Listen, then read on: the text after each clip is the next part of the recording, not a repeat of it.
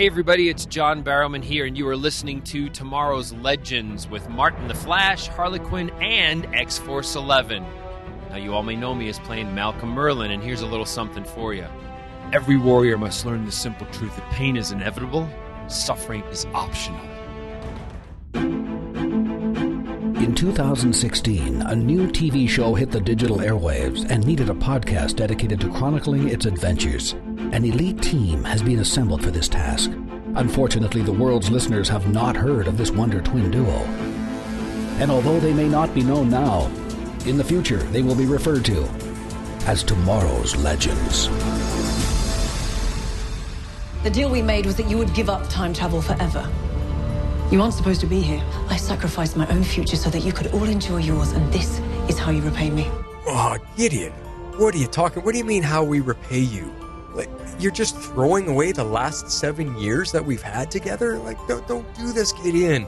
We love you. You're our family. That's the problem with you legends. You've always taken everything so damn personally. And now, here are your hosts, the Scarlet Speedster himself, the Flash, the Maid of Mischief Harley Quinn, and the Blue Beacon of Hope, X-Force 11. Ouch. What is up, Gideon, tonight? She's not happy with us. No. Oh, Lee, are we on the wrong Wave Rider? Like, what happened? We're on the new Wave Rider, apparently. Apparently. Well, welcome to Tomorrow's Legends, guys. We are discussing Season 7, Episode 13, the finale? The finale of what? The season? The series? We still don't know! Ah! Okay, Flash is calm, Flash is not angry, Flash is not speaking in the third person, and he's definitely not knocked down or knocked up, which is what this episode is called, and with that, I am the lost in limbo and a little bit crazy Flash. And I'm also, hopefully, the not knocked up Harley Quinn. And I'm the not quite Yellow Lantern X-Force 11. Oh, no. But almost. No. Hello, legends. There's the real Gideon. What do you know? Yeah, the nice Gideon. The old Gideon. Yeah, she could be. We'll have to see. All right, well, let's kick off this finale episode with a little bit of news.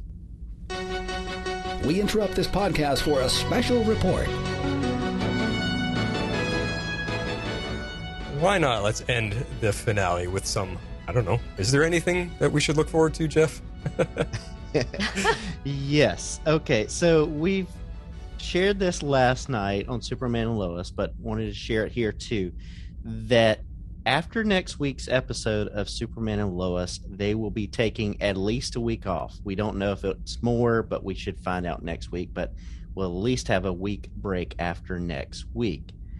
And so the second piece of news here is because the season of Legends is complete, we're moving our Superman and Lois recording nights to Fridays. So that means you have an extra day to get in your feedback. And we would love that to be audio feedback. Yep. So we're giving you that extra day. So feedback deadline for Superman and Lois will now be Friday nights at 7 p.m. Eastern. That's right. No more complaining about running out of time to record a voicemail and save our voices and vocal cords. Because we've been stretching out our podcast to like 2 hours lately. So, but the whole reason behind that is, guys, is because it just gives us a little bit more time. Friday nights, we're able to be up a little bit later. There's not so much of a rush to try to get done and have to get up for work and school and all that stuff the next morning. And it's just easier on us. And, and Friday nights, then we can hang out. And because we're doing the extra bonus content now, which takes more time after the show is already done. So just things like that. But it gives you guys an extra day. So, yeah. Yep. Yes. Send us your voices. Yes, indeed. How's it go? Lend us your ears, lend us your voices. There. Yes. Yeah. It's what we like to hear. All right, well, let's get into the show for our finale. Like, crazy.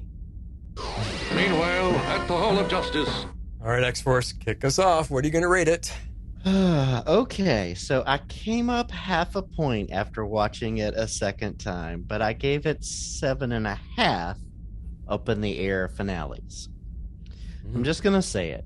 The cloud of not knowing if we get a season 8 or not was the mustard gas to my steel form. I felt the dealing with the evil Gideon was too rushed. I was okay, I guess, with the way Nate left, but it still leaves 2.0 without a totem and powerless. And unless she shares it with Bayrod, I got questions about that. I'm great with the baby being Sarah and Ava's actual baby, and Booster Gold seemed true to the comics. So, kind of mixed bag there. But as a Legends episode, it was okay.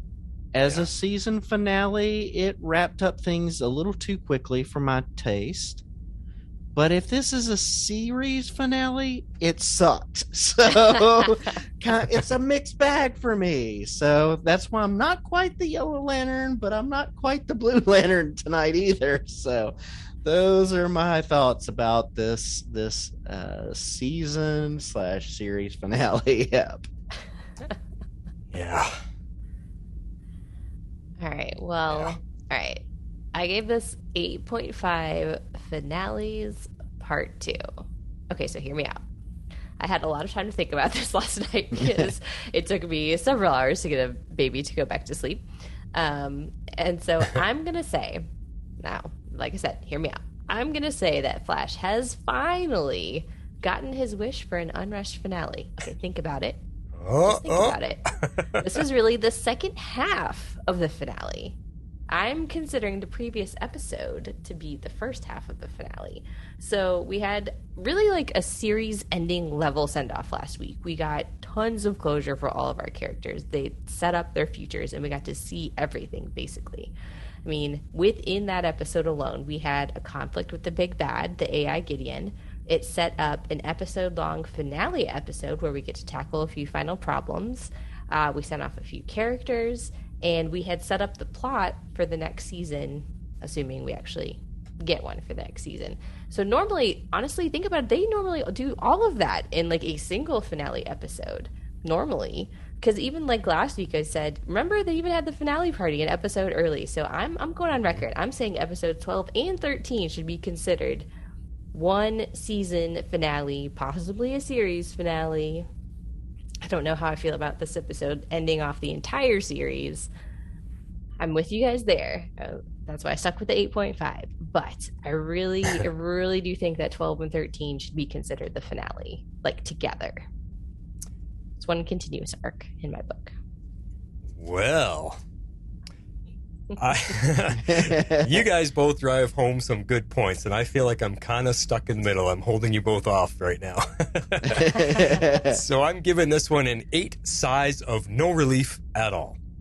Oh. And so here we go. It was just an alright episode, as Legends episodes go, like X-Force was saying. As a finale for the season, not bad, but nothing fantastic. It fell to that weird syndrome of the second last episode of a show season always being way better than the actual last one. We've seen that across the board on so many shows, not just the DC stuff. As a possible series finale to wrap the whole show up, again, I'm with you, X-Force, just awful. Point in question, like you were saying. We got Evil Gideon in android form, and we barely got time with her to see what she's going to do, see what she's capable of. I mean, scary Evil Gideon is what we should have had maybe 4 episodes ago to see the confrontation, see all that build-up. But no, we got her for like seconds. So that's my point there. And yes, Harley, I agree with your idea also that we got a 2-part finale. And if you watch them both straight through together as one episode, it does feel way better and more complete. But when you have to wait a week with all those emotions lingering from the first part like you and me had, this one is a huge letdown after that week because it didn't pay off of a feeling like my show just came to an end and I got to say goodbye. I didn't get that payoff. That was last week. This week, I didn't get that feeling. Arrow did it masterfully. Legends epically failed. When you're thinking about it in that sense, the emotional payoff. So where does that leave us? And where does that take us? There was some shocking moments that did have me holding my breath, like Astra, Spooner, and Gideon sacrificing themselves for a moment there. That was a what moment? Nate saying his goodbyes was kind of ho-hum to me and felt like they didn't put enough into the second oldest characters for a while. Although he got a pretty cool heroic scene to finish his time on the show. So my feelings on him leaving are as mixed as they are in this whole finalizing finale. Yeah, there you have it. I think the fact that we're up in the air about season 8 is, I agree. It definitely does kind of like put a damper on things because we don't know how to feel. In every other year, we've known that when it ended and then they kind of did their usual thing where they intro an opening for a next season, that there was a next season coming. And we don't have that this time. But I think what they did with episode 12 is they definitely wanted to give us that closure in case they don't come back, but I agree with you. I don't think they wrote this episode, season 13, as a series ender. It wasn't written that way, I don't think. So hopefully it's not the series ender. And they can have that final season to play with on their own terms, like every other show has gotten. Yeah. So I'm really holding out hope that CW does the right thing and gives us our final season 8 to round it out. All the shows are getting 8 seasons, so what? I mean, you know what I mean? I mean, Flash gets 8 seasons, Arrow got 8 seasons, so we should. I'm assuming we get 8 seasons. It almost kind of makes sense, doesn't it? Because those are the three originals. They're the three oldest for sure. Yeah, and they were the 3 most popular. So I feel like they should be treated similarly. Yeah. So I'm really holding out hope that season 8 comes along and that it really will be our final season. Yeah. I truly, and a lot depends on the sale of the CW, different stuff. There's stuff going on behind it that's causing this. But I truly feel like we will hear that next season will be Legends' final season and Flash's final season. So I thought we already knew it was Flash's final season. I think they said, they just hiring Grant to one final contract. One more season. Yeah. So I think they'll what they're going to do is say, okay, this is the epic finale of these 2 series. I gotcha. Yeah, kind of do it that way of saying, these 2 are going out. These are going to be the final season. So, because I think they've got Superman and Lois, which is steady. They've got Stargirl. They've got Naomi, which is, I think, doing a really good job of world building. Looks like they're going to do the Gotham Knights. Is looking like really favorable, and then you've still got the possibility of the Diggle, Justice U. So I think it's going to be like, okay, these 2 are going to go out, and then we're going to bring these new ones in. But that's just me hoping. Me hoping. Yeah, well, I definitely feel like they're ushering in a new era. I just really hope they give the show its due and let them end it on their own terms, because I mean, we've had ups and downs with the writers' room for a few seasons now, but they deserve to end it on their own terms. Yep, that is true. And another hopeful thing to think about, the CW is up for sale. If HBO picks it up, like buys all their properties, or whoever it is, maybe there's going to be an influx of money into our show for its last season, and we suddenly get a huge kick to like effects and all that kind of stuff, and that could be fun. End on a real bang. So the focus is basically CBS and HBO Max will still produce content, but they won't own it. Like this news organization that has, would provide local news and that kind of stuff is in talks to buy it. And so, but those 2 would still provide content. But so, I agree. Okay. Because Flash and Legends are still under the Netflix deal. So when they finish, they go to Netflix. Everything else that's airing now goes to HBO Max. So maybe they can get that worked out, but I don't know. We'll see. Cool. Well, as we find things out, we'll let you guys know. Yep. Superman will still be running for another 10 episodes, roughly, maybe 12. Yeah, we still don't know if it's 13 or 15. I'm betting 13, but we'll let you know when we find out for sure. Yeah, exactly.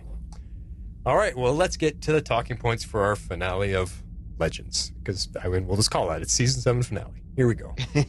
Gathered together from the cosmic reaches of the universe. Where are we starting off? So I broke this up into 3 sections, or 4 sections really, but I did mansion meetups, the Wave Rider, and 1916, and then we'll talk about the fallout from everything. But so we're going to start off on the mansion meetups, because this kicked us off. We have a meeting that I'm assuming happened a week after the events of last episode, where everybody arrives at the mansion except for Gary and Gideon, and they find Gwen's time machine gone, and he left a note, and the Legends kind of think he's traveling with Alan. So we get to see this first meetup at their Wednesday night at 8/7 Central. That they couldn't remember. Is it Wednesday? Was it Sunday? Sunday. That just made me laugh. That's a gag that will never get old in my book, because they kept moving their days. I loved that as a runner. That was so smart. But on this point, I actually kind of forgot that no one else actually knew about Alan. It was really just Gwen and Gary, and of course Gideon, because she's the one who put the robot in place. Yeah. So I immediately became worried, and I was like, how long is it going to take them to figure this out? And as we see, it's several weeks. Yes. Yeah. But it was cool, though. I mean, to see them all come back together. It's been a week, so even though we didn't see it visually, it still had that feeling that a week had passed, and they were still all very happy and yay. And it made me think of the Agents of S.H.I.E.L.D. finale too, when they all agreed to come back for their virtual video call, and they come back and they're same thing. They're very happy to come back to see each other, and then as the more meetings go on, oh, I'm busy, no, I can't make it, and you could see it starting to stretch out, which is so realistic, because that happens with friendships. I mean, you guys know I just changed my career, my job, and already 2 months have gone by since I've been there, and I've only visited once. And and we've seen people that have quit before me, and they come visit, and then all of a sudden you stop seeing them again. It just happens. Yeah. Yep. Yeah, so. No, I mean it's how it goes. It's just kind of like part of life that you just start to drift apart, like from certain people, but it's kind of hard. Like, I mean, I kind of went through this. I played soccer for many years, like in all throughout my 20s, and then I had to stop playing because I got pregnant. And so I went from seeing people I had seen 6 years every week, and we'd say, oh yeah, we'll get together, we'll make time, and I'd go to a couple games, and then just life gets in the way, and you kind of move on, and all of a sudden like 6 years have gone by, and you're like, whatever happened to my friends? Yeah. It is very true to life, and that's where we find each other. Every Thursday and Friday night. Yeah. Until we don't. I'm just kidding. Yeah.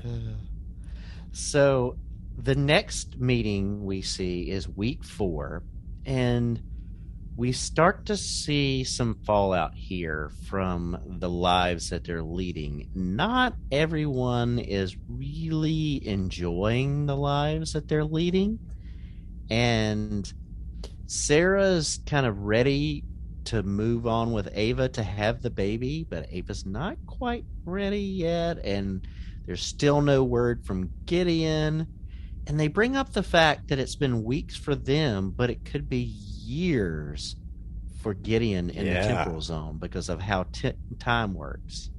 But also the opposite is true, because years for them could also be days for Gideon. And I think that's something we've always questioned. And so I like that they finally call it out. Like, how are the Legends aging when they travel through time? How much is time passing? And they kind of sort of answered that. We kind of get the feeling that Gideon's been doing this for kind of a while, maybe more than 6 weeks before she comes back to the Legends, or comes back to try and find Legends, I guess. Yeah, Yeah, because she seemed like our human Gideon seemed like she was like bored. She'd come finish a mission and AI Gideon would ask her how it went. She just flops on the couch. Oh, I saved this guy, shot him, fixed him, whatever. Same old, same old. Like she was already bored with it. So that gave me the feeling, yeah, a lot of time has passed. But it does make us, I don't know if we got the answer, right? Because we always question that about, does time pass fast? Does time pass slow? How does time pass when you're on the Wave Rider up in the temporal zone? And it made me start thinking that here on Earth, when we're living day to day, it's the environmental factors that actually age us. The sun, the wind, the sleeping, the eating, the whatever, just the stresses, everything. That is what ages you when you've got to go through that and you've got to experience that. And then, like I said, environmental factors. But if you're on the Wave Rider and you're getting to jump from point to point to point, you don't really have those environmental factors getting at you. So maybe being a time traveler, you don't age as quickly. I wonder if that's a thing. Could be. I mean, I don't see why not. That's kind of a good point. I didn't really think about that because the temporal zone is effectively limbo. I mean, as best as we can tell. And I'll bring this point up later of like what exactly is the temporal zone. Like, it's not exactly like the vacuum of space. So no, it's not. It's very interesting. That's a good point. Are they truly in limbo while they're on the Wave Rider? I mean, we kind of think of the temporal zone as limbo, like a timeout, like you're out from time. But does that affect your aging? Yeah. Maybe it does. Maybe you don't really age. Well, if you think about it, we've been watching them for 7 years. They've been traveling time for essentially 7 years, right? Because it started in 2016, and now they're talking about it being 2022. Yeah. And they haven't changed. But yet, as soon as they stopped and we saw their futures and they're living their lives, they all got older in their futures. Yes. Yeah. No, their futures were definitely older. I mean, they were looking at like future for sure. Yeah. Yeah, I don't know. It's interesting. Let's find a time ship. It's fascinating to think about. I know, right? Because if that's our ticket to longevity, I'm going. Let's go. Right? I know. Well, I mean, technically, you could, think about like space travel and like we don't have like faster than light travel, but if you're, could get on a spaceship that is traveling close to the speed of light, I mean, you would outlive people here on Earth by like centuries potentially. Yep. So it's relativity is fascinating. I could talk about this for hours. So let's move on. Okay. So we have. So the next meeting is week 6.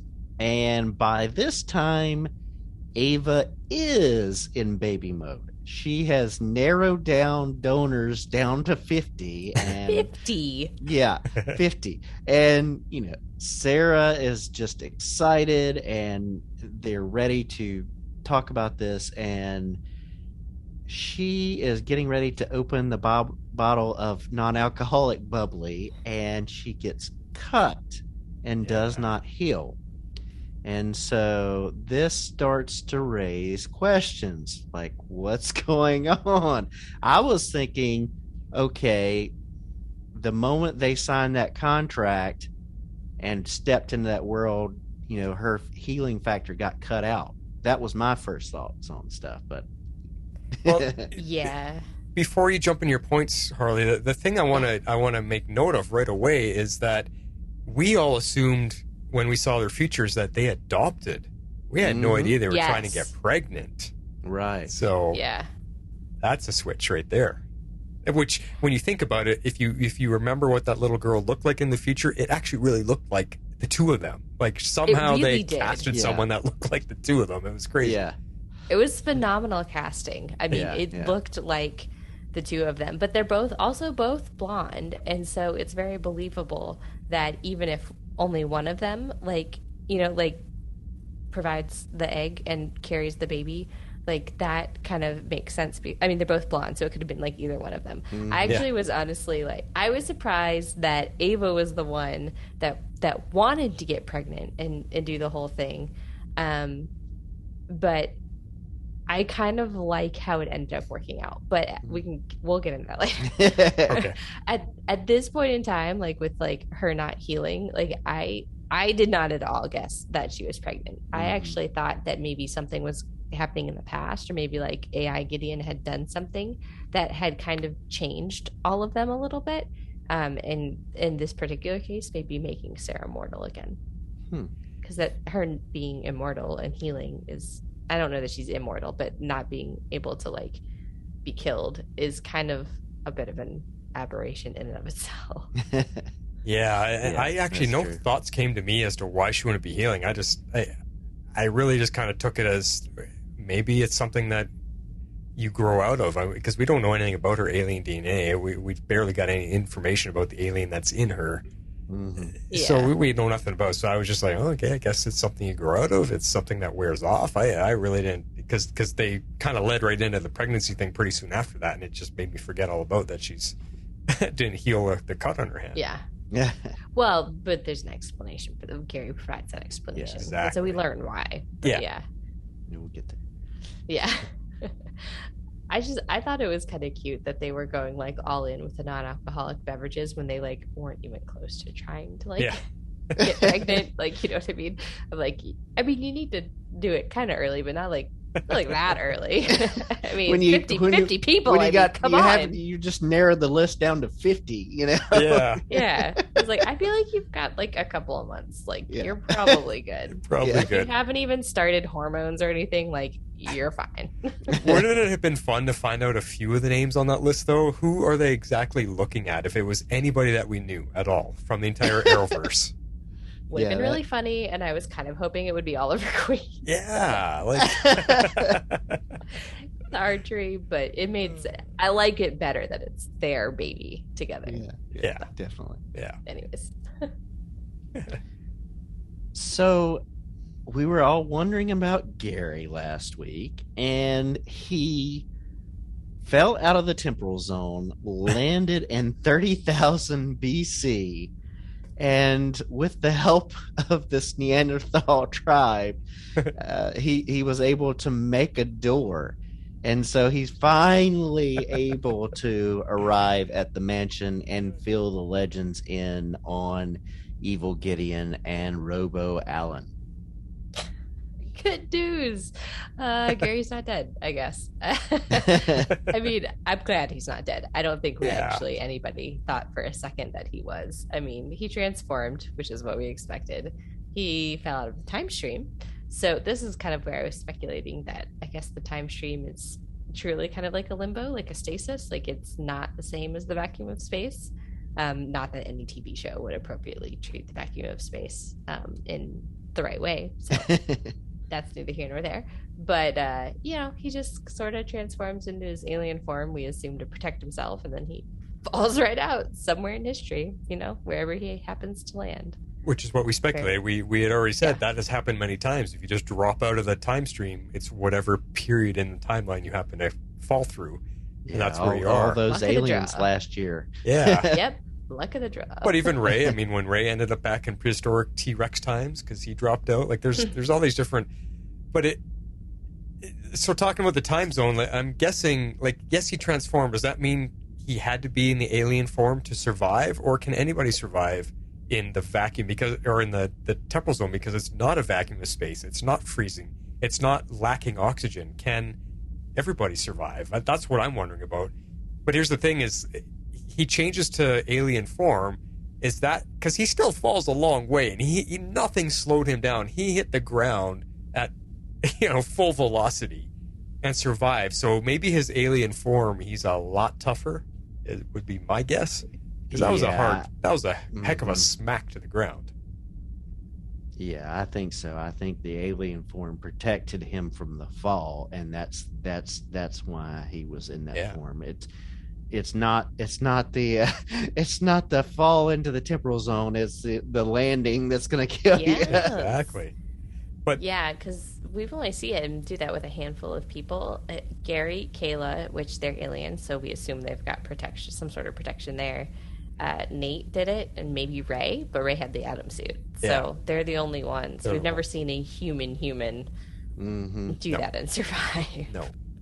But we got something that we've never seen before. We got to see his perspective as he's putting the glasses on, how everything changes before his eyes. That was cool. That's true. That was pretty neat. Yes, and then your other point, he arrives at the mansion and fills in the legends on Evil Gideon. I just like that because he went to give everyone a hug, and he just has been reeking of caveman. Yeah. Yeah. He hasn't bathed in 6 weeks. Scraggly beard and everything. So funny. But I want to give Gary credit because I was defending him last week that he's actually really smart. People have not given him the credit that he is a smart dude. That's why he works for the Time Bureau. He lands in 30,000 BC, and he's like, he holds up the keys like, I need to find a door. Well, guess what? There's not going to be a door back then.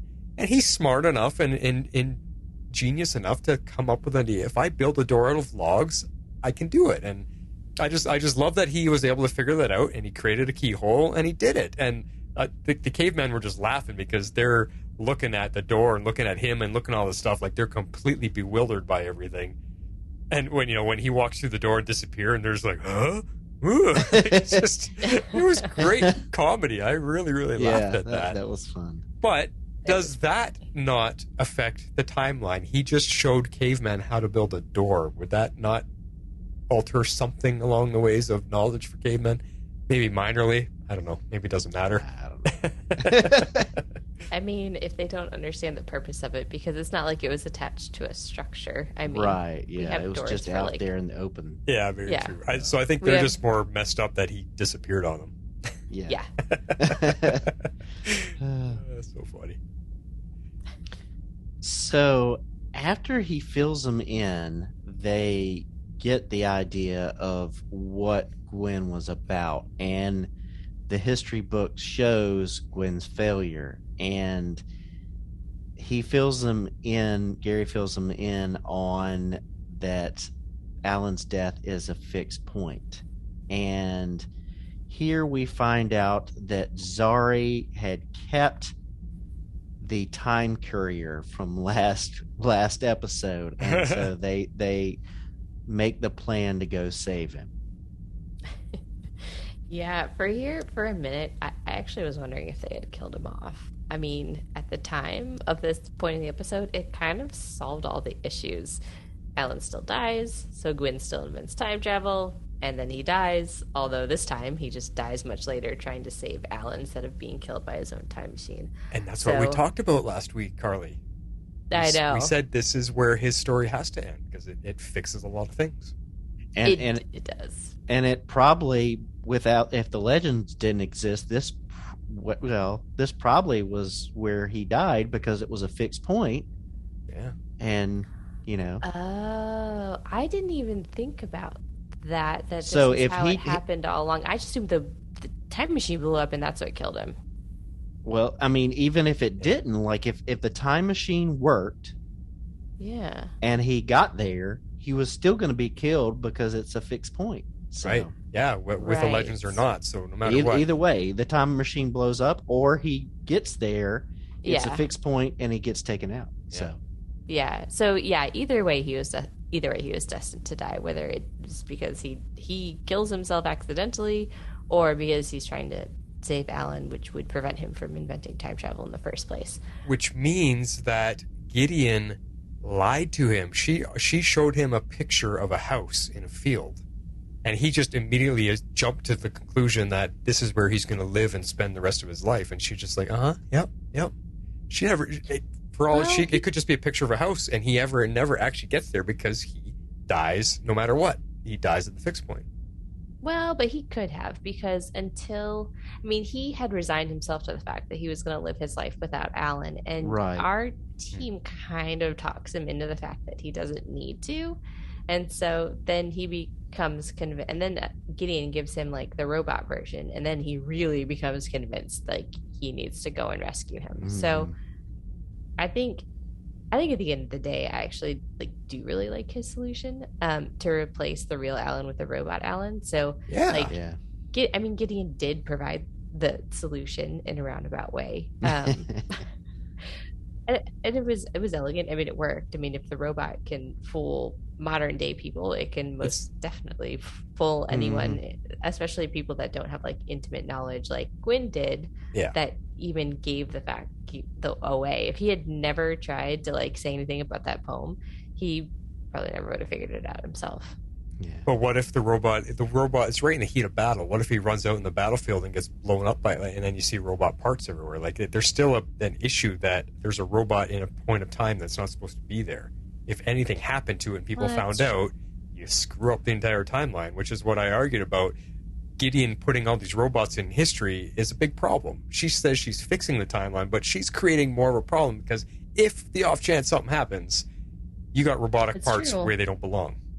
Like Ray's suit. That is true. Yeah. That's, kind of not a plot hole, but a plot point that won't be addressed. But yeah. All right. So Sarah is confused and upset here in the mansion because she's trying to make a plan. And Gary comes in and says that she's pregnant with Ava's baby, and the alien DNA allows fertilization via any DNA swap, like kissing. And she tells him to keep it a secret. But I thought this was a neat workaround so that they could have her pregnant. So that it was neat. Yeah, I loved it. I thought it was hilarious. I mean, because we know they smooch a heck of a lot. And so she's been pregnant for who knows how long. And I just wonder if it affects the gestation period and all that stuff. Like, is it going to be different? Or is it just because she has a little bit of alien DNA in her and it'll still mostly follow a human's time frame? But it was fun. Question. It was a really, really ingenious workaround in the writing to get them pregnant with each other. And it'll be an Avalanche baby, for sure. Yeah, no, I thought that was a nice touch. I kind of liked that. I liked that they found a way to make them able to have a baby together. It was kind of, anything to do with genetics, and she's only like a very small percentage of her genetics is alien. And the fact that it's like making dominant choices. I mean, you can definitely argue with some of the science there, but I do like the end that it got us to, so I'm willing to hand wave it. Yeah, definitely. All right, next up we're going to jump on the Wave Rider and deal with all of the events that happened on the Wave Rider, hopefully at once. So Gideon is keeping very busy at the beginning of U.S. history, it seems like. Yeah. She's stopping time rogues from changing the Constitution and the Bill of Rights. And she's still missing Gary and the Legends. And she's upset and becoming more and more dependent on evil Gideon. Now, this is where I thought she started to get a bit interesting, because she totally starts to spiral. Because, she's basically left alone with the AI that is clearly manipulating her. And it actually reminded me kind of a lot of Rip, because I think we have one episode at least, maybe more than one, where he kind of spirals out in the same way after he's left alone. And I don't remember if it's after he scatters the Legends or he gets rid of them for one reason or another, and it's just him and Gideon, and he's kind of spiraled out in the same way. So I kind of liked that parallel that they drew. Well, there's that one point where he's sitting there cake decorating, and Gideon's getting frustrated with them, right? Yeah. Oh yeah, when the ship's shrunk down by the Legion. Yeah. But where's the rum? It's very Jack Sparrow. Yeah. Well, and this kind of had me thinking too, it tells me and it tells us as viewers that bringing Gideon to life in human form is such a good thing for the show. And we talked about it, this should have been done so much sooner. We should have had this for 2 seasons or 3 seasons, because it's showing us how great of a character Gideon is as this form of her. It shows us how great the actress is. Amy Pemberton is just absolutely phenomenal. She's my favorite part of this whole season. Everything about her. And it shows us the potential of stories that they could write around her, around the human Gideon versus the AI Gideon, with them together. Just everything about that. There's an entire 2-3 seasons worth of things they could do with these two Gideons, and it's just a shame they waited to the very end to have this happen and bring it in, because I see so much potential and so many amazing stories that they could go on and adventures they could do, whether it's good Gideon, evil Gideon, Gideons working together. We got two Gideons. Now we got an evil Gideon in another human body, which we didn't get enough of this episode. I mean, it just, there's so much. And this show is just saying, like, it's just slapping us in the face. Look how good we could have been. You're only getting it for one episode.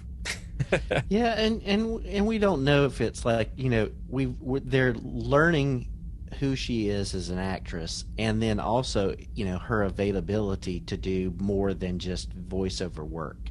Was she just so busy that it wasn't even a possibility? Were the higher ups beyond the producers just not convinced that it could be a good thing? Or we just don't know the behind the scenes, of the reality there. But I do agree with you. I think we could have gotten a lot more, and I'm hoping if we get a season 8, we get to just really get to see her growth as a humanoid Gideon. So, yeah. Well, while you guys talk about the next one, I'm going to look up her filmography and see if she did have anything going on at the same time as voicing Legends. So, sure. Yeah. So, Gideon confronts the Legends in 1916, and she throws things in their face, and they throw things in her face, and she is just shaken to the core. I mean, she puts up this cold front, but when she gets back to the Wave Rider, she just wants to get away from all of the emotions. And here, Evil Gideon has a solution, an upgraded Robo Gideon, where she can upload what she wants and leave the rest. But it's really what Evil Gideon wants.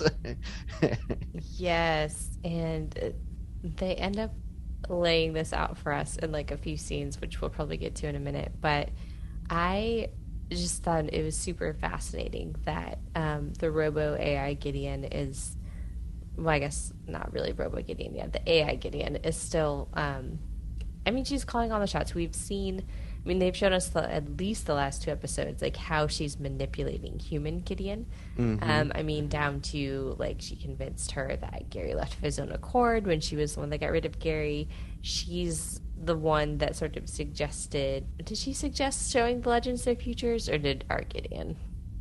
Maybe that was our Gideon, but like, it was a collaboration, way, like, I think. Yeah, she kind of like, it feels like she's just steering her, you know what I mean? Mm-hmm. Like, she's doing all of these tiny little manipulations to just take her on this course so that she ultimately comes to this sort of decision where she's going to give everything, kind of like give everything over and either change herself so she's more like the AI, or kind of maybe give up so that the AI can take advantage, like we see later. Yeah. Yeah, and it's just, like I said, it's just a shame we got this so late in the game, because I think an upgraded Robo Gideon, they filmed that. I do have to give props to the cinematography, the way that it was filmed when Evil Gideon, when she's saying, "Hey, I've got your solution for you, and it's in this room here. Go look at it." And she goes in there, and there's another robot being made of her, and then it just sits up. That's right out of sci-fi thriller movies. She sits up and there's the music playing, and it's very imposing and very very threatening sounding, and she just looks cold as steel. It was great. It was just really, really well done, that whole sequence. So they had some really strong elements to this episode that I think should have been stretched out a little bit more, because there's some really good stuff here, like you're saying all the way back at the beginning. S-Force, it just rushed. They rushed through a lot of this. Mm-hmm. Yeah. So I got just a little update here for you. So Amy Pemberton has not done that much. In 2021, she did a movie called Her Pen Pal. So she was the main actress in that. So she did one movie. She guested on a couple TV shows for just like single episodes. She was a voice actor for a Call of Duty video game. And the only other thing that maybe would have taken some time is this TV show called Suspense. She did 7 episodes where she was a character on there. And that was running early on in Legends' beginning. So like the 2014 to or sorry, she did that 2016 to 2019. So she didn't have a lot of extra stuff going on. So yeah, it might lean more towards maybe the writers and producers just didn't see potential for her. I don't know.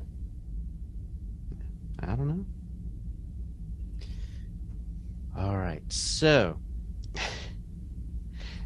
just when Gideon is in the chair about to give in, we have our Astra and Spooner coming to save the day. They take the time courier and come in to save the day. And I'll save most of this for my favorite scene, but this was definitely a high point of the episode. Yeah, I mean, it was a great scene. I just thought it was really touching. I don't want to say too much on it here either, if we're going to hear it later, but I thought it was well done. Well, and it just ties together that beautiful connection of the three of them. They're kind of her adoptive step parents. I don't know what you would call them. So it just makes sense. Like kind of like an interesting little triangle there. Yeah. And it's cool because it's given Astra and Spooner something. It gave them some more depth. They're the ones who brought Gideon to life, and therefore they have a little bit of connection for this season. So it's nice. So Gideon is going to reset the AI, and this is where things get really interesting, and evil Gideon transfers herself into the robot body, and our Legends group here are no match for her. Magic and guns don't work, and Gideon is the only way to defeat her counterpart. And so this is I really like this. So Gideon makes herself be the aberration so that she can end herself because she's so by the book. So it's just a neat way of looking at things. See, and I think what I was talking about just a moment ago about the evil Gideon, I think I was kind of leaking into this next point. This is more the scene I was talking about, but there's some good stuff in this episode, and maybe like you were saying, Harley, that our emotions, what we were expecting because of last week, is what was affecting how we felt about this one, because we don't know what's coming. Because when we're talking about these points, I'm looking at this stuff, I'm like, you know what? There is actually some really, really good things in here, and this was another moment. Like, Gideon to figure out that the only way to defeat her is to make her the aberration, that is brilliant. Absolutely brilliant. Brilliant writing for this TV show, and everything that we've learned about aberrations and anachronisms and whatever, it all came together in this moment, which I thought was absolutely brilliant.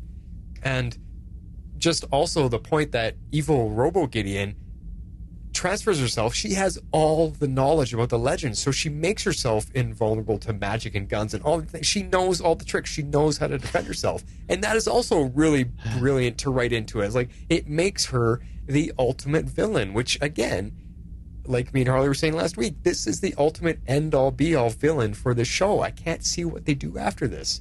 Evil Gideon that knows everything about him is the perfect way to end the show. How do you stop that as your main villain to end it?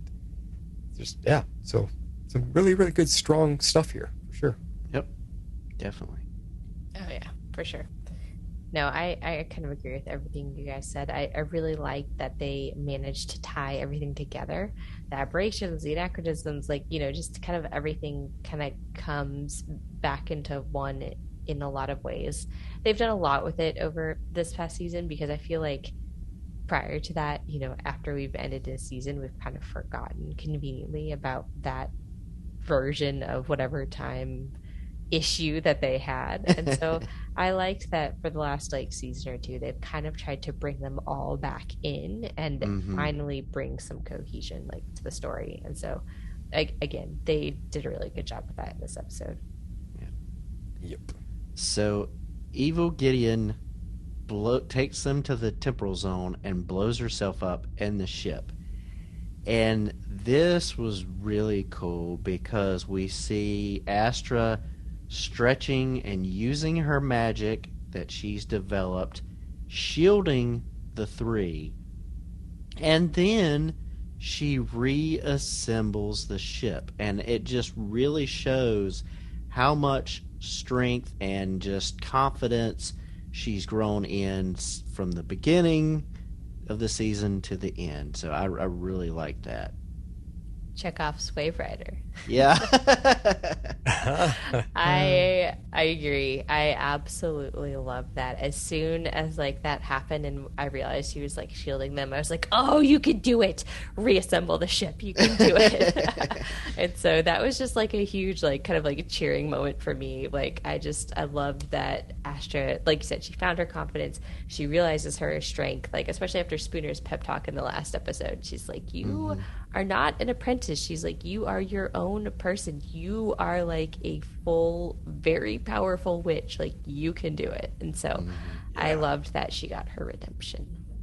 Astra I think she's more powerful than Constantine ever was. Constantine just had I think so, too. dabblings in dark magic. I mean, we saw some neat stuff, but she is a full-on witch. I mean, she grew up in hell. She's a full-on witch, and she's somehow tapped into something that Constantine never had. Her magic is completely different. And she's like, it's almost on the lines of Scarlet Witch from the Marvel side of things. She's like a very different, like a minor version of that is the way it looks to me.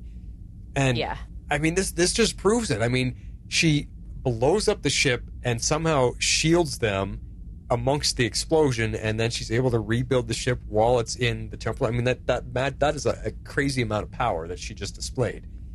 Right. And it's another brilliant moment of writing. How do you get out of this? And for exactly what she did. Except it leaves me with one question. Just because she blew up the ship, when she puts it back together again, how does evil AI getting not still be part of that ship? How is there not still remnants of, why rebuilding the ship, but do they only get the ship back? Because the AI was no longer in the ship.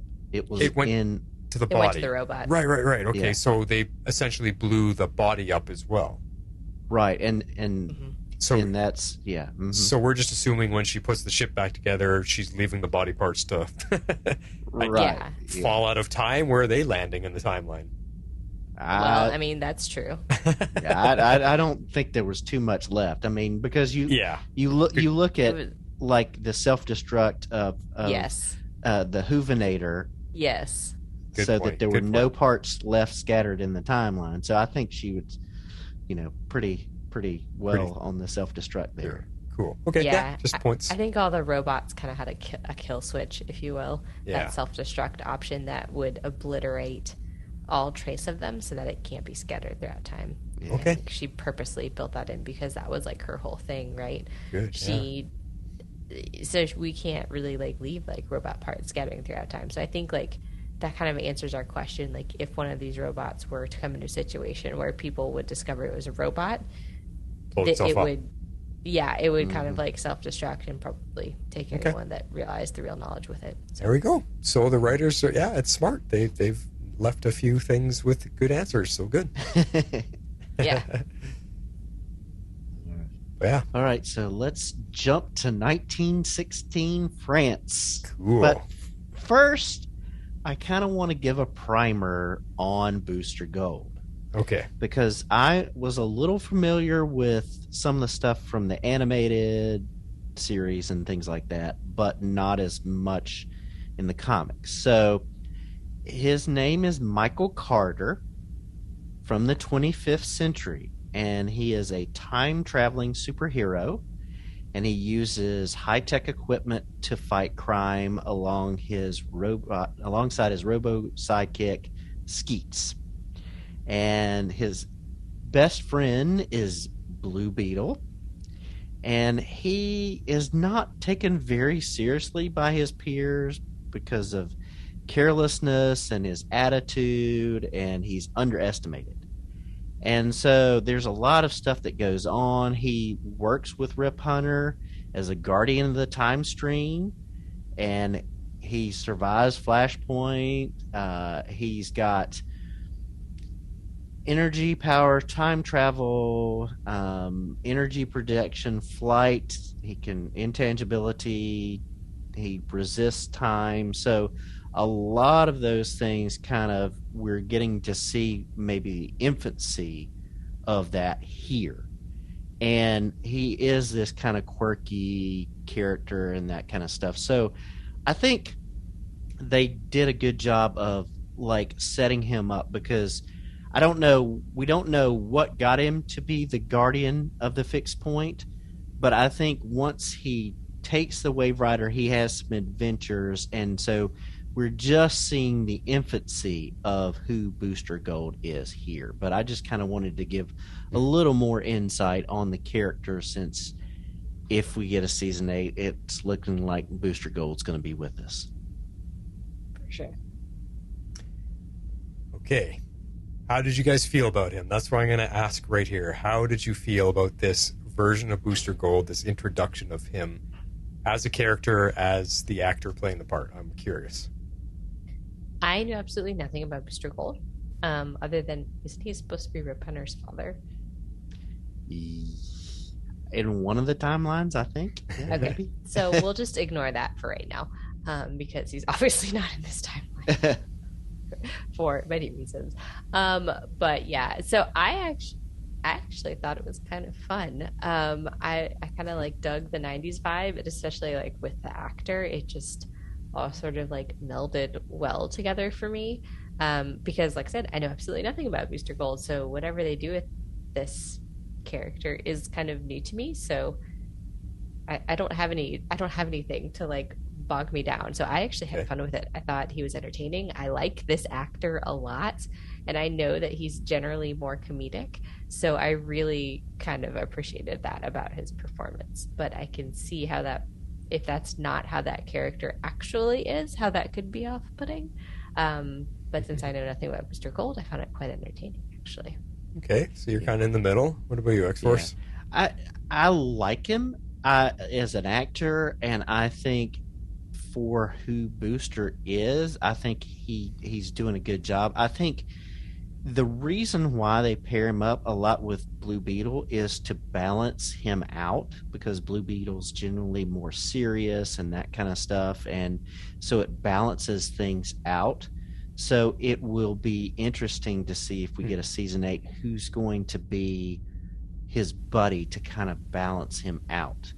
So I think, like I said, I think we're seeing an origin of the character, and I am okay with that, what we got of him, because it is kind of in lines with his character and being an origin story for who he is. So that's my thoughts. Okay. I'm not happy with it at all. It has nothing to do with the actor. The actor himself is funny. I think it was Scrubs that he was on. The actor's funny. He's a great performer. He's very charismatic and very full of expression. He's funny. But this is not Booster Gold to me. I know Booster Gold from the animations and only a little bit from the comic books. And like, this has nothing to do with racism or nothing like that. I hate when they take a character and completely cast him completely different than what he actually has been known for his entire existence. That drives me crazy. This is not Booster Gold at all, not even close. And it just bugs me. And like, you look at all of our characters are they're close to what their comic book counterparts are.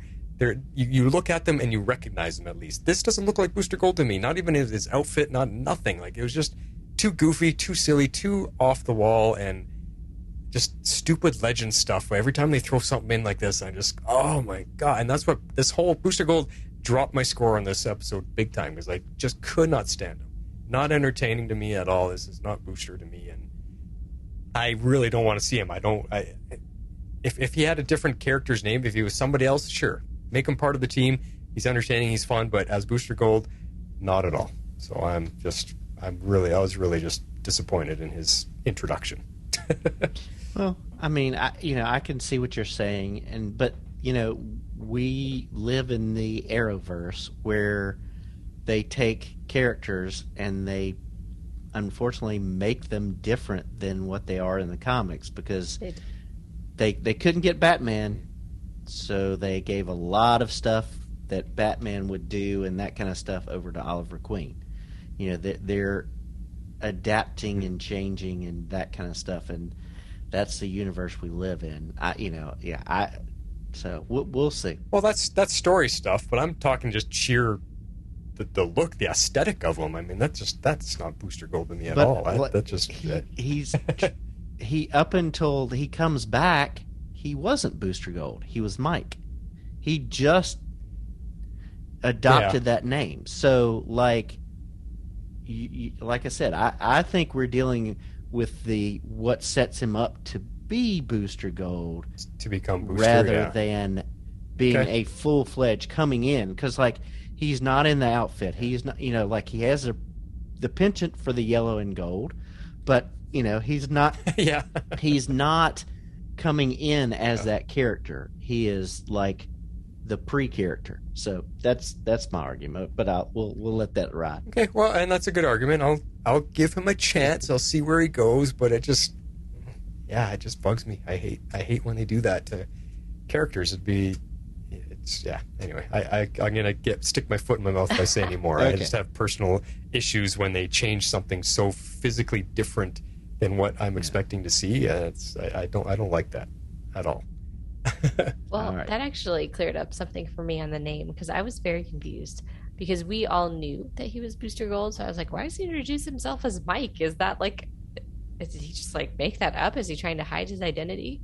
But what you just said kind of makes a lot of sense to me, X-Force, is that he wasn't Booster Gold until he stole the Wave Rider, and we assume got up to some shenanigans across time before he ended up coming back. Yeah. No, I guess that's a good point. Yeah, who knows where he went or how much time he spent. Right. Because he just had to come back to the same time point. Yeah. But he looked exactly the same, though. He didn't change anything. He was still wearing weird outfits. So exactly. I don't know. Yeah. That's like didn't have the tech yet. Yeah. So I think they should stop leaking. Like if there was no leaks at all, like, oh, Booster Gold is coming, Booster, and all the leaks came out, it just built up my expectations. And I think if there was none of that, and I just got to organically be introduced to this origin story, it might have been a little better. Yeah, I think they're trying to boost ratings, but boost ratings. Yeah. All right, so we find out that he is the guardian of the fixed point, and he's easily defeating Gwen that first time. And, like we mentioned, it was a fun getting to see him play some golf and do the 90s music, that kind of stuff. But, it sets it up because they know that there's a fixer there. So the legends use a courier. They arrive before the events and before Gwen gets there. And that's, we've talked about meeting Gideon there. But this is interesting because they are getting there before Gwen, and Gary knocks Sarah out of the way. He's in full-on protection mode of Sarah because he knows something she doesn't. She's not invulnerable anymore. And he kind of fills her in that all that has gone to the baby. That's a cool piece of information. It's neat, like that. It makes sense when you think about it. It's no different than motherhood, right, Harley? Like, you're giving your baby all the good stuff so it can fight and grow and survive in its new environment. So it's cool for her alien DNA. Yeah, protect the baby. It's now invulnerable. So it was cool. Yeah, which was kind of cool and made sense. But like, my question was, is that permanent? They made it kind of sound this episode like it was permanent. Good question. I didn't. Or does she get it back? I did not think about that. Yeah. I was kind of assuming like she would get it back. Because that's kind of, a lot of things happen during pregnancy, but like your immune system being suppressed is one of them. So I sort of kind of chalked it up to that, like with the alien DNA, that's like the version of like her immune system like being suppressed so that it it doesn't try to like kill the baby and like all sorts of like weird crazy stuff that our bodies do. So now I'm curious because she does allude to throughout the towards the end of the episode that she and Nate have both, quote, lost their superpowers, but is it permanent is the question. Yeah, I could definitely see like at childbirth, like it being transferred back, so that she would be able to survive. But yeah, it's a good question. But I mean, true. If she does lose it, it does take her back to the Sarah that we've known all these years of being the assassin and not dependent on those other things. But I don't know. It'll be interesting to see where they go with it if we get the season 8. Yeah, and that's where they kind of like have this opportunity to like reset some things. Mm-hmm. And that is where I felt like it did serve as like a series finale in a lot of ways, because it either set them on their future courses that we already saw, like Sarah's gonna have the baby, or like Nate officially retiring so he can go and write his book, and a couple of different things like that. And so I think that's where they continued to like give us that closure and show us that people were on their paths. And so I did, from that aspect of it, that I did like this as like a series finale, like where they gave us kind of like that closure and that kind of like resetting. Okay, Sarah's not invulnerable anymore. Like she's just the same Sarah Lance that we've all known, and so it kind of fixes the timeline a little bit. So, anyways, I don't know, thoughts on that. That's a good point. It brings Sarah back to being almost normal again, even though she's a clone and half alien. It took a lot of that away from her, and it kind of made it feel like she's Sarah Lance again. Yeah, that's a good point. Right, and so she's not told the team about her vulnerability, so she uses her intelligence as her captain to figure out, okay, I can't fight the Fixer, so let's talk to the Fixer. And so that's where we get the scene of them doing the note on their hands. That's a great shot. I really like that. That was so cool. Both times I watched it, I was just laughing at their expressions with the words on their hands and him reading each word. So hands up and like the cheesiest smiles. Yeah. That's what I mean. There's such good moments in this episode. I don't know. Maybe it deserves a bit of a higher rating, Harley. I don't know. That's why I stuck with an 8.5. Like, there's a lot to love about this episode. Did it really serve as a series finale? No, I don't think it did. They gave us most of that in the last episode, and they gave us elements in this episode, but I don't know. That's what I mean. Hopefully good stuff, we get this but season 8. Yeah. I'm with Jeff. It got rushed too. Like, there should have been a 14th episode. Come on. 3-part finale. Yeah.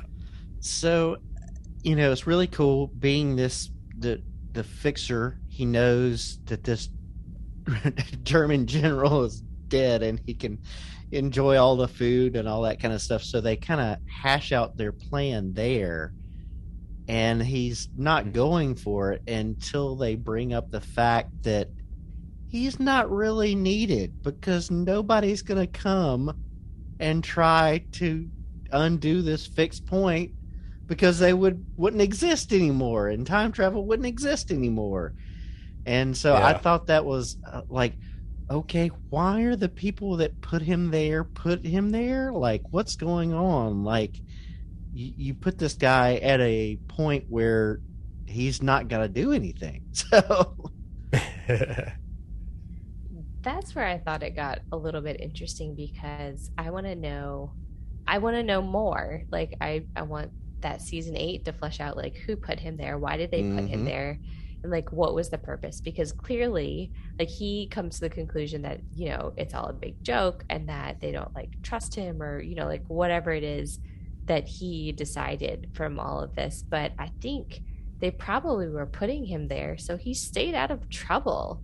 I mean, if he's stuck in a time loop fixing this point in time, then he's not going to get into any trouble, which it sounds like clearly he's quite capable of doing based on the way this episode ends.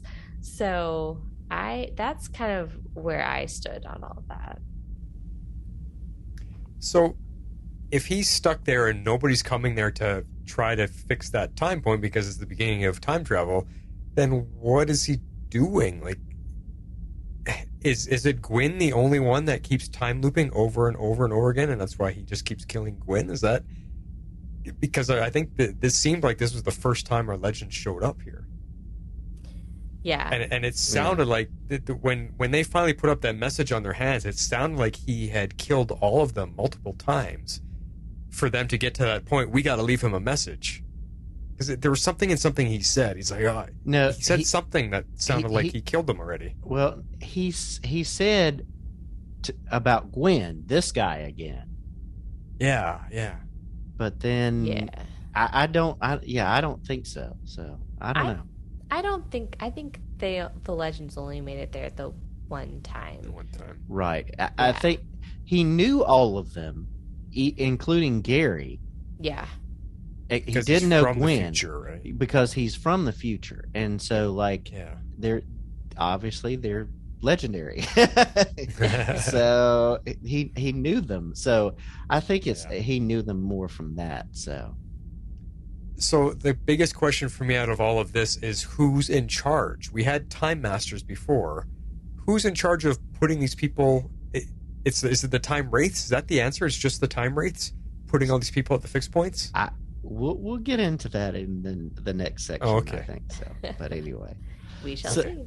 So yeah, because I thought that's what Eobard told us, and I'm just trying to remember. Well, yeah, I think they're him, part of it. Yeah, for him. Because he was he was the Black Flash, sorry, but the Black Flash was chasing him. Yeah, his storyline was very much involved with Time Wraiths because of his crimes against the timeline, I guess. I don't know. Yeah. Anyways. Yeah. Okay. That's confusing in and of itself. But go back to Flash and watch when those guys were chasing Flash all through the timeline. Yeah, exactly. Scary. So he agrees to help them, and they're out on the battlefield getting ready, and this is where the new Wave Rider shows up, and things go off the rails here. He steals a Wave Rider, blows up Gwyn's time machine, and so all of the legends have to do this without, being able to reset time and all that kind of stuff. So this is where it's like, okay, everything's going off the rails legend style at this point. So yes. Very quickly. Yes. What was that quote from Captain Cold? Expect the plan to go off the rails is how it ended. So, make the plan, execute the plan, expect the plan to go off the rails, throw the plan away. Yeah. Yes. That is Legends to a T. And that is exactly what just happened. I don't know. It was kind of interesting here. I guess I just wasn't expecting him to have that sort of reaction to realizing he was the butt of a joke. I don't know. I guess he feels like he was the butt of a joke. Mm-hmm. And so I assume he takes off from the Wave Rider to go and get revenge on these people, whoever these people are, because clearly there's now new Time Masters or new Time Police or Time somethings. So I'm very curious about them. So again, kind of hope we get season 8 so we can get those answers. Well, yeah, but would we? I mean, I know we're going to talk about the future coming up, but would we get answers to that? I don't know. I don't know. We'll find out. Yeah. So they drop off Robo Allen. They get Gwyn out of the way, the OG Gwyn out of the way, and then Nate has to go and get Alan. And so here we get him going through the mustard gas, and it corrodes his form, but he's able to get Alan out, but not before he is corroded, and you could tell his skin was burnt, you could see that from it. And so I didn't pick that up the first time. I saw it the second time I watched it. When I was watching it on my computer, could see it a little closer up. And so he is now depowered. Now that was a shocking moment of this episode because it's not something we ever thought about. We had no idea that steel has a weakness. Like, who would have thought mustard gas corrode steel? Does it corrode normal steel? Like, if you put mustard gas on regular steel ball, like beams and stuff? Like, I didn't know that. Yeah, I mean, probably because he's got that organic factor to it.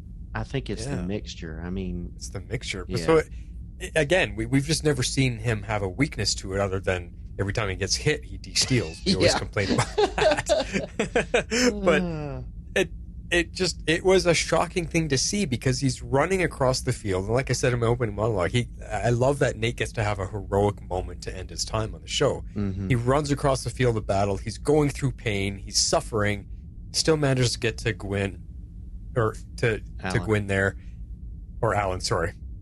I'm looking at Gwyn on notes here. He manages to get to Alan and drag him off there while he's hurting and has this big heroic moment. A bomb blows up right in front of him and you see him come out of the cloud of smoke and it's all in slow motion. That was cool. It was cool for Nate the character and for Nick Zano the actor to get to have that moment because we've been also complaining for a few seasons now that he doesn't get to do much anymore. He doesn't steal up hardly.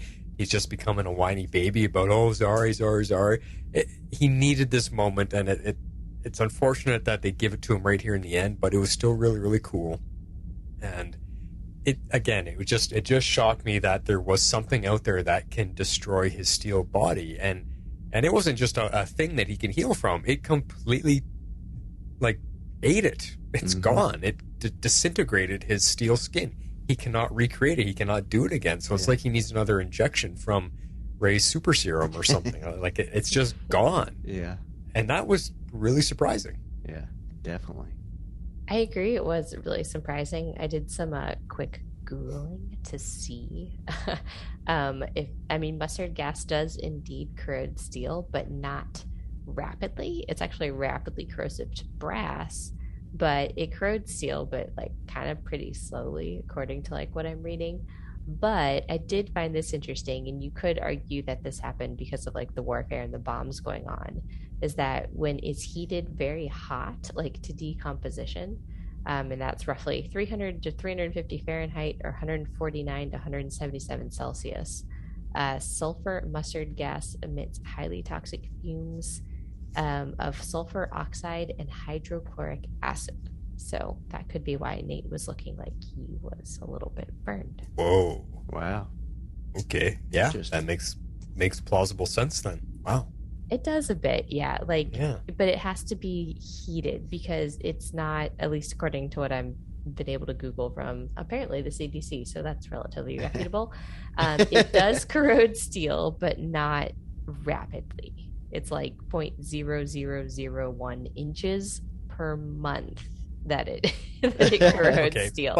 But it does corrode steel. And if it were heated and it was essentially hydrochloric acid, that would also do it. Yeah. Plus whatever, like Jeff said, natural factors are involved there because he's also organic at the same time. So exactly, who knows what's going on there? And he's running through explosion. How hot is a bomb when it blows up? Way hotter than that. Let me tell you. Yeah. So it scientifically makes enough sense to me. It's just and it's shocking. So I thought that was cool, but I also loved his heroic moment. I thought that was kind of touching, and I was worried that once we got the reveal that his steel was gone, I was worried they were actually going to kill him off instead of let him go be happy with Sari. And I was like, don't do it, don't do another Sari. Come on, don't do it. We would have gotten Rage Harley 2.0. Yes, I would not have been happy with that had they actually killed him off. So they didn't. Yay. Yeah. All right. So let's talk about the fallout because they have rescued Alan. And Nate is ready for his post-hero life. He wants to slip away quietly, but the legends won't let him. So this is good. So Zari 2.0 gives him her totem. So that's the explanation of why she doesn't have it in the future. Exactly. And he is off to live with 1.0. This was part of the scenes where I was considering them giving us the closure. I mean, yes, that was Nate's send off. Yes, it felt a bit rushed. I'm again glad they didn't let him just like truly like slip away, and that they did at least give him a little bit of fanfare. But it was better than Mix, but it wasn't as good as others we've gotten in the past. So I don't know. I kind of have mixed emotions. Like, this is definitely where some of the episode came down for me, was the rush of his send off for sure. But what I did like about it, and what it did sort of redeem for me just a small tiny bit, was that we see why Zari does Never Totem. So we're starting to see that closure, that some of those futures, we're starting to see how they get there. And I do like that, that it gives us at least that little bit of like closure, that if the season doesn't come back, we can kind of rest assured that their futures will play out. We've seen enough breadcrumbs that we know that they were real. Which means that Gideon's futures she showed them are pretty much the truth. Accurate. This is a possible future for you, but here's where it comes into play here a little bit, is that by showing them these paths that they could take, she kind of influenced them to take that path, because that's true. Here he is working on his book. They were asking him, have you got written yet? And they're making fun of him. You haven't even started yet. He's, oh yeah, I'm, like they had a little poke at him there with it. So he's influenced, thinking he has to write that book because it was shown in his future. Sarah and Ava sped up their timeline of having a kid together because they saw that was in their future, and they're like, well, if we're going to retire, I guess we should get started. Like, it's so Gideon kind of led them into that direction, which is, it's kind of, it's a self-fulfilling prophecy. Yeah. Unless maybe people can't change their futures, even if you see it. Maybe you can't. Maybe the future is you can't change the future, like you can't change the past. Fixed points. I don't know. There's a lot going on there, but you are right though, Harley. Like, it's just setting it up to be able to close everything out. It is. And now, and it closes out 1.0 too, because it does. But sucks. Flash has been talking about this season how they've been developing 2.0, and she's really becoming a mixture between 2.0 and 1.0, so like 1.5 or whatever, or 3.0. 3.0. And there's an article out there from the producers that talk about, like, if they get a season 8, they want to make her a big part of that. And so I'm okay with that. At the beginning of the season, maybe not so much, but I'm okay with that. So with the way her character's evolved, I'm okay with it now. Yeah. So while we're talking about Nate and Nick Zano, I want to read to you guys something here. He made a post on his Instagram account, so I follow him, and it's touching, it's emotional, but there's a question that I get from it at the end, so I'm just going to read it to you. It says, "It's with a grateful, appreciative, full heart I say goodbye to my Legends family. It's been the absolute most insane, fulfilling experience I've ever had, but the time has come for Nate Steele to say goodbye to the greatest, most loyal, most ride-or-die fan base. I want to thank the great Greg Berlanti for presenting me with this extraordinary opportunity 6 seasons ago. Mark Guggenheim for early support, everyone at DC Comics, Mark Pedowitz, and my main man and in Burbank, Phil Klemmer, for being my daily partner in all of this. Thank you for the Cena arms. To all my show siblings, the ever-evolving list of talented people I have our bonds locked in forever. Thank you. I love you. Lastly, to my main source of life, my crew. I love you, I love you, I love you. Our village is strong. My admiration and respect for all of your work ethics above and below are high. I'm going to miss us. Love, Nick." Yeah. So, and I saw that, and then I saw an article from, I don't know if it was Guggenheim or one of the producers, but they were being interviewed about Nick leaving the show, and they said we felt that this was the time for this character to end his story. It was time. We've come full circle with him. It was time to write him off in the sunset and basically be done with him on the show. And I was like, so wait a second. You wrote him off the show. Yes. This wasn't Nick Zano's choice. It wasn't his decision to leave like it was Dominic Purcell's wanting out of here. They actually wrote him off. And that, I want to know what you guys feel about, because that actually really pisses me off. You wrote the one of two original or oldest characters left. You decided to write him off as the show is coming to an end. Why would you do that? I wonder if it was maybe a little bit of a mutual decision. I mean, for the exception of a little bit of last season and this season, I mean, his like story, it wasn't great, and at times we kind of all felt like even he felt it wasn't great, and he was kind of like phoning it in a little bit. So we talked about it. Yeah, but they gave him a lot better material over the last like season and a half or so, and so I wonder if it was maybe a little bit of a mutual decision. I kind of get that from his post, and from there were definitely a few articles that said with rumors of Nick leaving the show and blah blah blah, and I was like, yeah, I get the feeling that yes, they kind of like wrote him off, but I don't know that it was his decision, but I don't know that it wasn't well received from him. Like, you know what I mean? I think he's ready to move on. It's different. Like, I think you're saying he maybe came to the acceptance of it, unlike we know Brandon Routh was not happy with how he was exited from the show. No, well, I feel like it was more of a shock for Brandon and more of like we don't know what to do with you guys, so you're done kind of thing. Yeah. Whereas I feel like they had a decent ending for Nate, and then they gave him his hero moment, this episode, like another hero moment, just to kind of send him off the right way. But yeah, I, especially with all the quote rumors that were apparently going around that I managed to avoid, it seemed to be mutual. Yeah. Okay, cool. That's why I want to know how you felt. What was you, X-Force?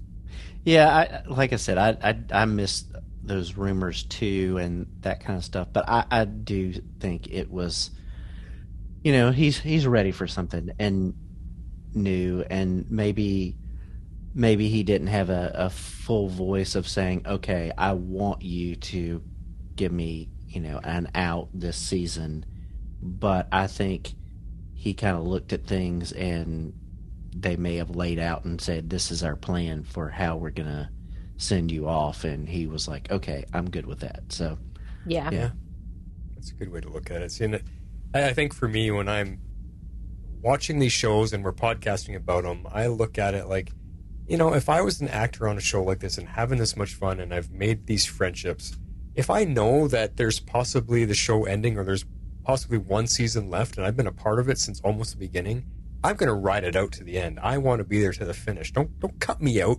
one season before you guys do it in, or 8 episodes, or whatever we're going to get. Like, I just couldn't. I but not being an actor and then putting in the 14-hour days and all this stuff, maybe there's, or getting upset with your writing, you haven't had anything to do. I guess all of that is a factor. But yeah. And he may have wanted to end it on his own terms, since again, we don't know if we have season 8. Yeah.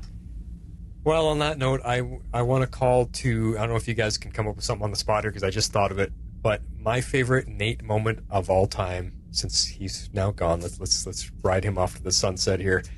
My favorite Nate moment is that scene when he stops the train and Brandon and Jax, jeez. Yeah. Yes.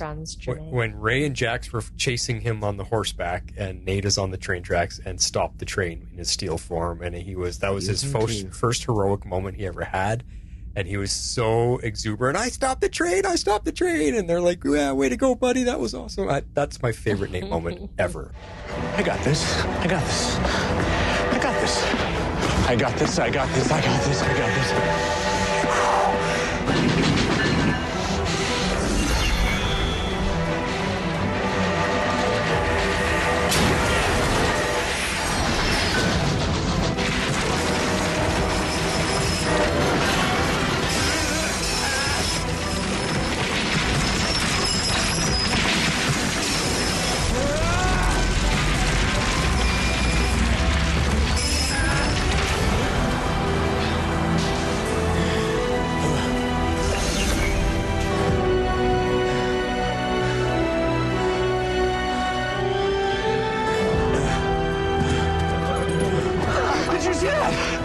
see that? Tell me you saw that. Yo, that was badass, dude. Totally badass. You all right? No. But I stopped the train. I think he's good. Woo! I stopped the train! I absolutely loved it. I think it was a favorite scene back then, too. I think it was, too. Yeah.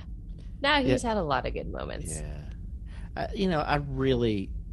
Season 2 was a high point. It still is. And I just really enjoyed his relationship with his granddad. And that he never got to have. And just the time spent there and just how he looked up to him and just that relationship between the two of him and him taking up the Citizen Steel name and that kind of stuff, honoring his granddad. I just really, season 2 was a high point because he was in history mode. He was getting his powers. It's just that season was just really good. But the dynamic between him and his dad, I just really enjoyed. Yeah. Oh, good stuff there. Harley, do you got a particular moment yet?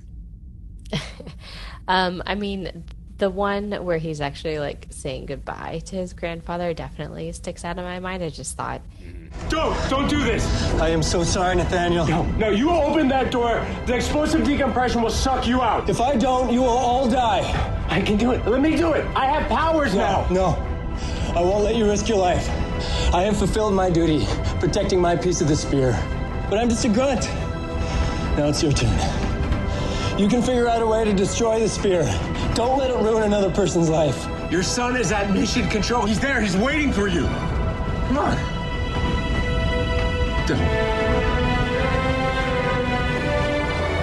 Give him a message for me. Tell him I'm sorry for leaving. Don't. Please don't. Please don't.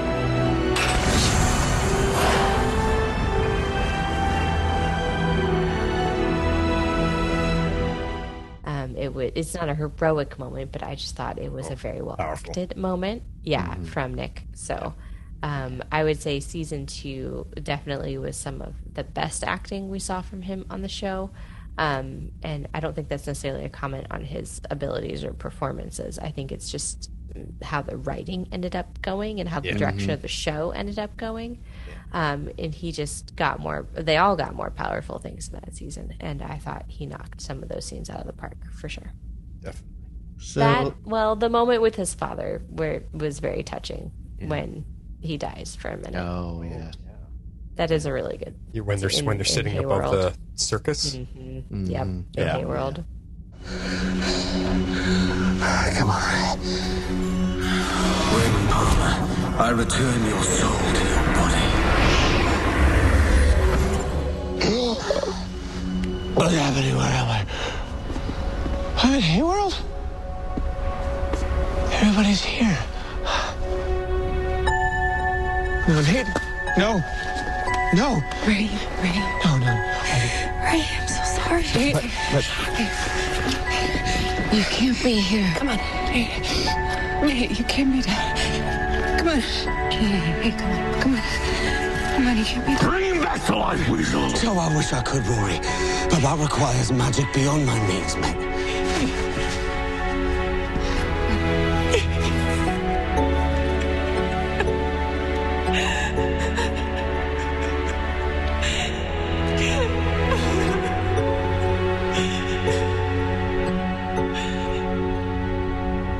Not a bad show, if you ask me. Dad. Hello, Nate. I missed you so much, Dad. I haven't been far. I guess it sucks. Dying before you're ready, huh? Sure does. Believe me, I went through all the emotions. I mean, anger, worry. I had so many regrets, I almost missed my ticket to the happy place. What changed? I had faith. You're saying there's actually in you, Nate. And I was right to believe that my boy and all his freaky buddies would see this thing through. But you know the only thing missing from that big show of yours? Music. Dad, do you hear that? It's for you, son.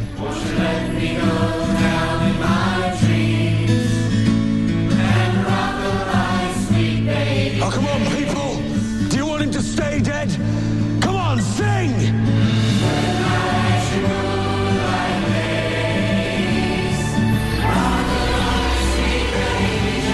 It's working.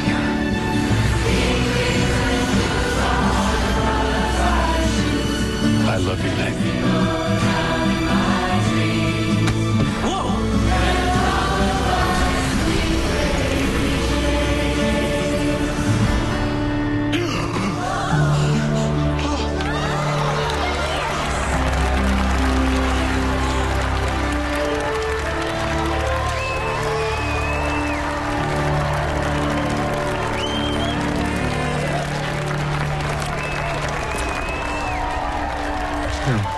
No. Not in the temporal zone. We changed history. We changed everything. I couldn't let you die.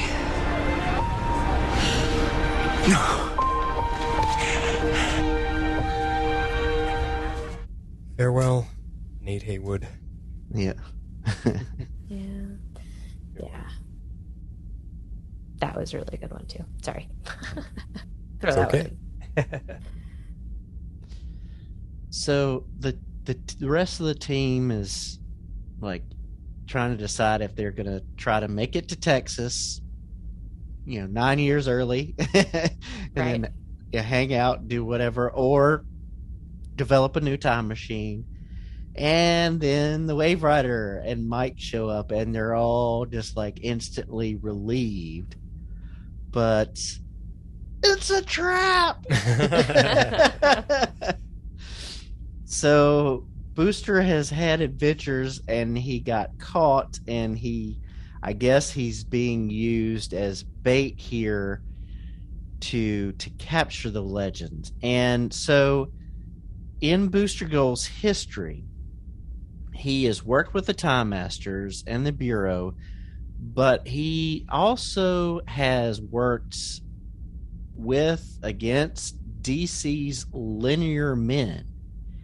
And that's a group that was introduced in the Booster Gold comic that these new people may be.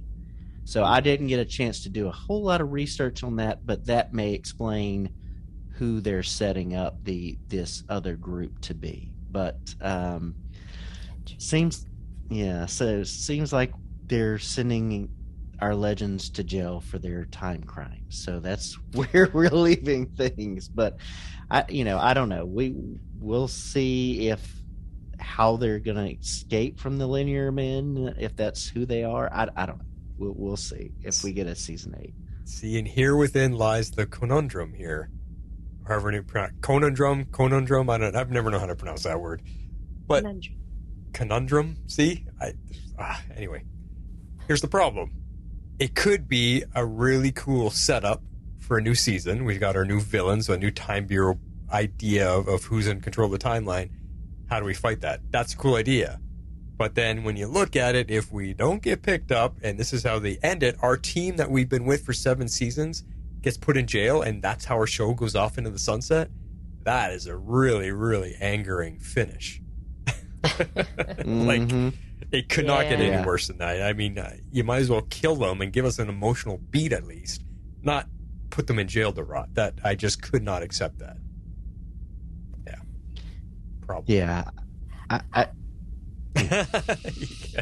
okay. Like, here's the only thing I'll say is that we did have the previous episode and the vision of the features, and we got the breadcrumbs throughout this episode to see how those features start.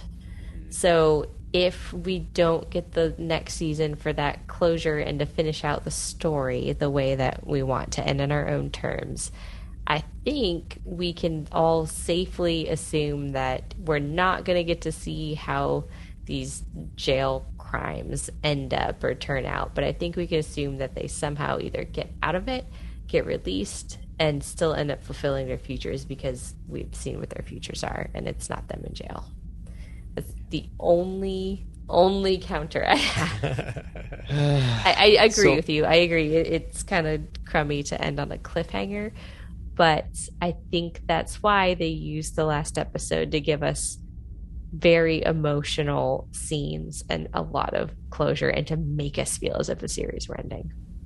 So what you're saying is this could be we're using 2 episodes to compare to how everyone is just accepting season 7 of Arrow is the true final ending, and season 8 is just the bonus that we happen to get.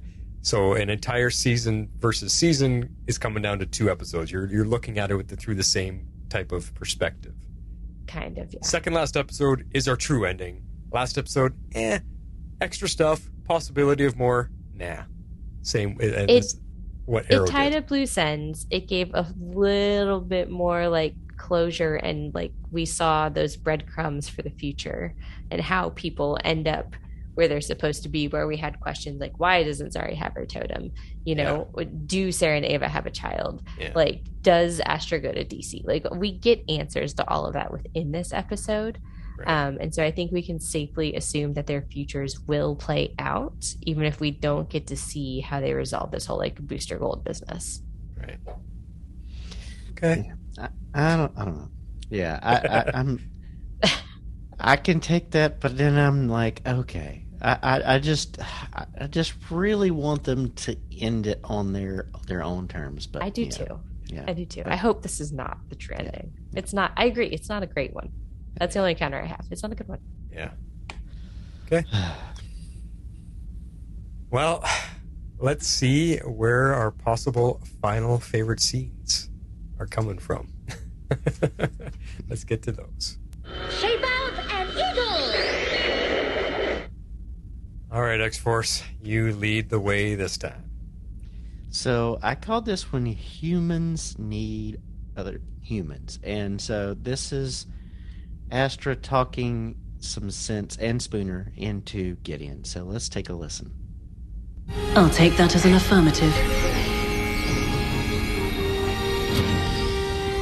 No! Gideon! What are you doing?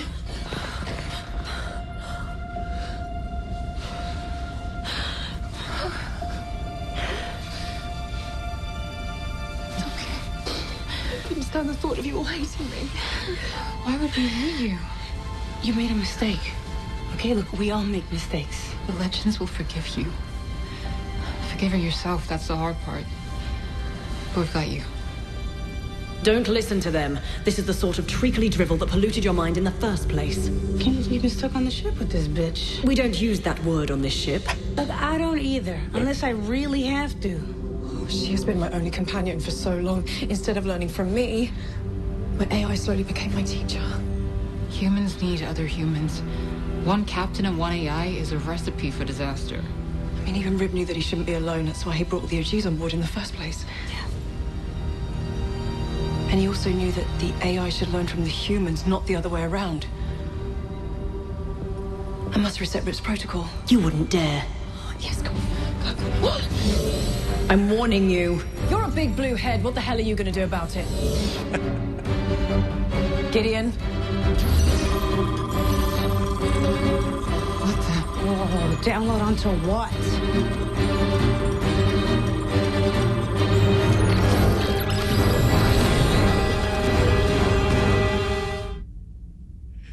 You're a big blue head. What are you going to do about it? It's a pretty great line, I'm not gonna lie. Yeah. It's pretty funny. I love this because it's so true. The pandemic has really taught us that we do need each other. We need to be around other people. It's challenging and hard, but it helps to rub off our rough edges, and it makes us better. And I like that we take it back to the beginning, that Rip saw this and recruited the legends to help him out, and he was better for it, and so was Gideon. Gideon, we see what she looked like if she didn't have that protocol. So I just loved it. I love that whole scene.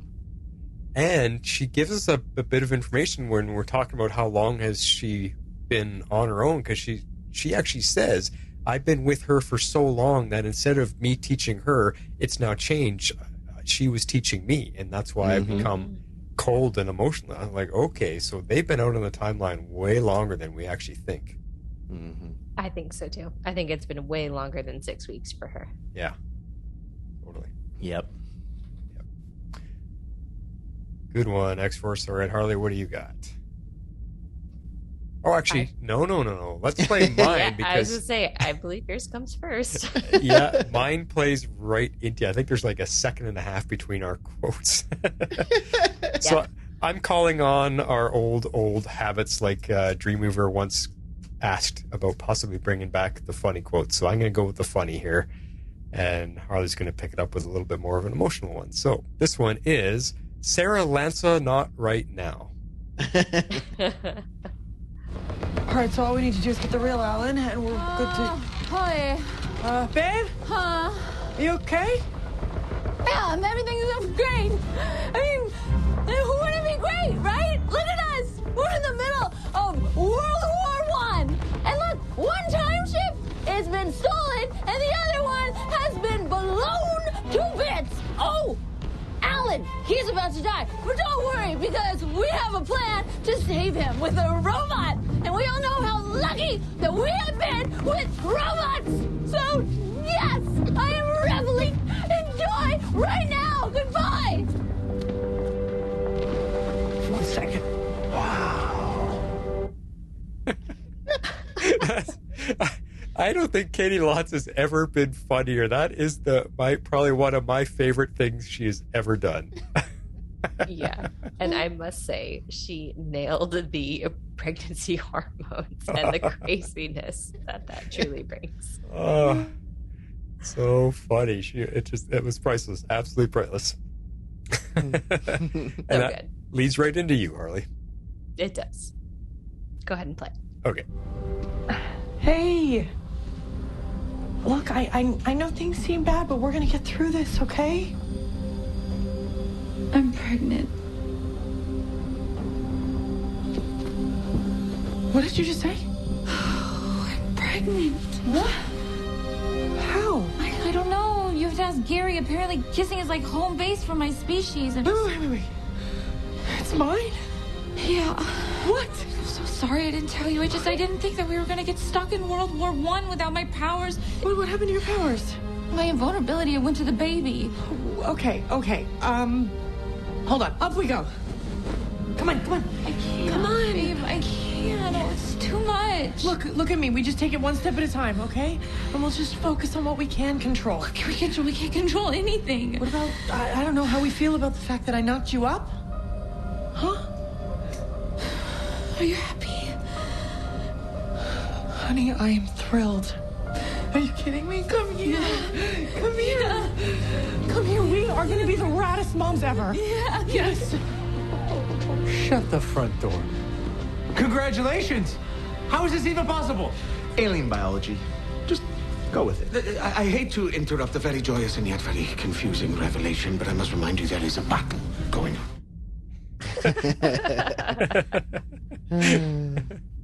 It's such a good scene all around. That whole thing just was. Katie Lotz just brought it for this final episode. Wow. Yeah, no, she did. I loved that scene. I thought it was very touching, and I loved that. I feel like it's usually Sarah calming Ava, so I liked that they turned it on its head. Mm-hmm. It was great. Yes. It's a really great scene. Good stuff. All around 3 really, really good scenes to finish off our season. So good choices, guys. Well, we're going to remind you one last time for this season about our Patreon, because it doesn't stop with Legends. It's going to continue with Superman and Lois and Stargirl and all our bonus content. So if you guys want to be involved in all of that and, support the show, this is what you got to do.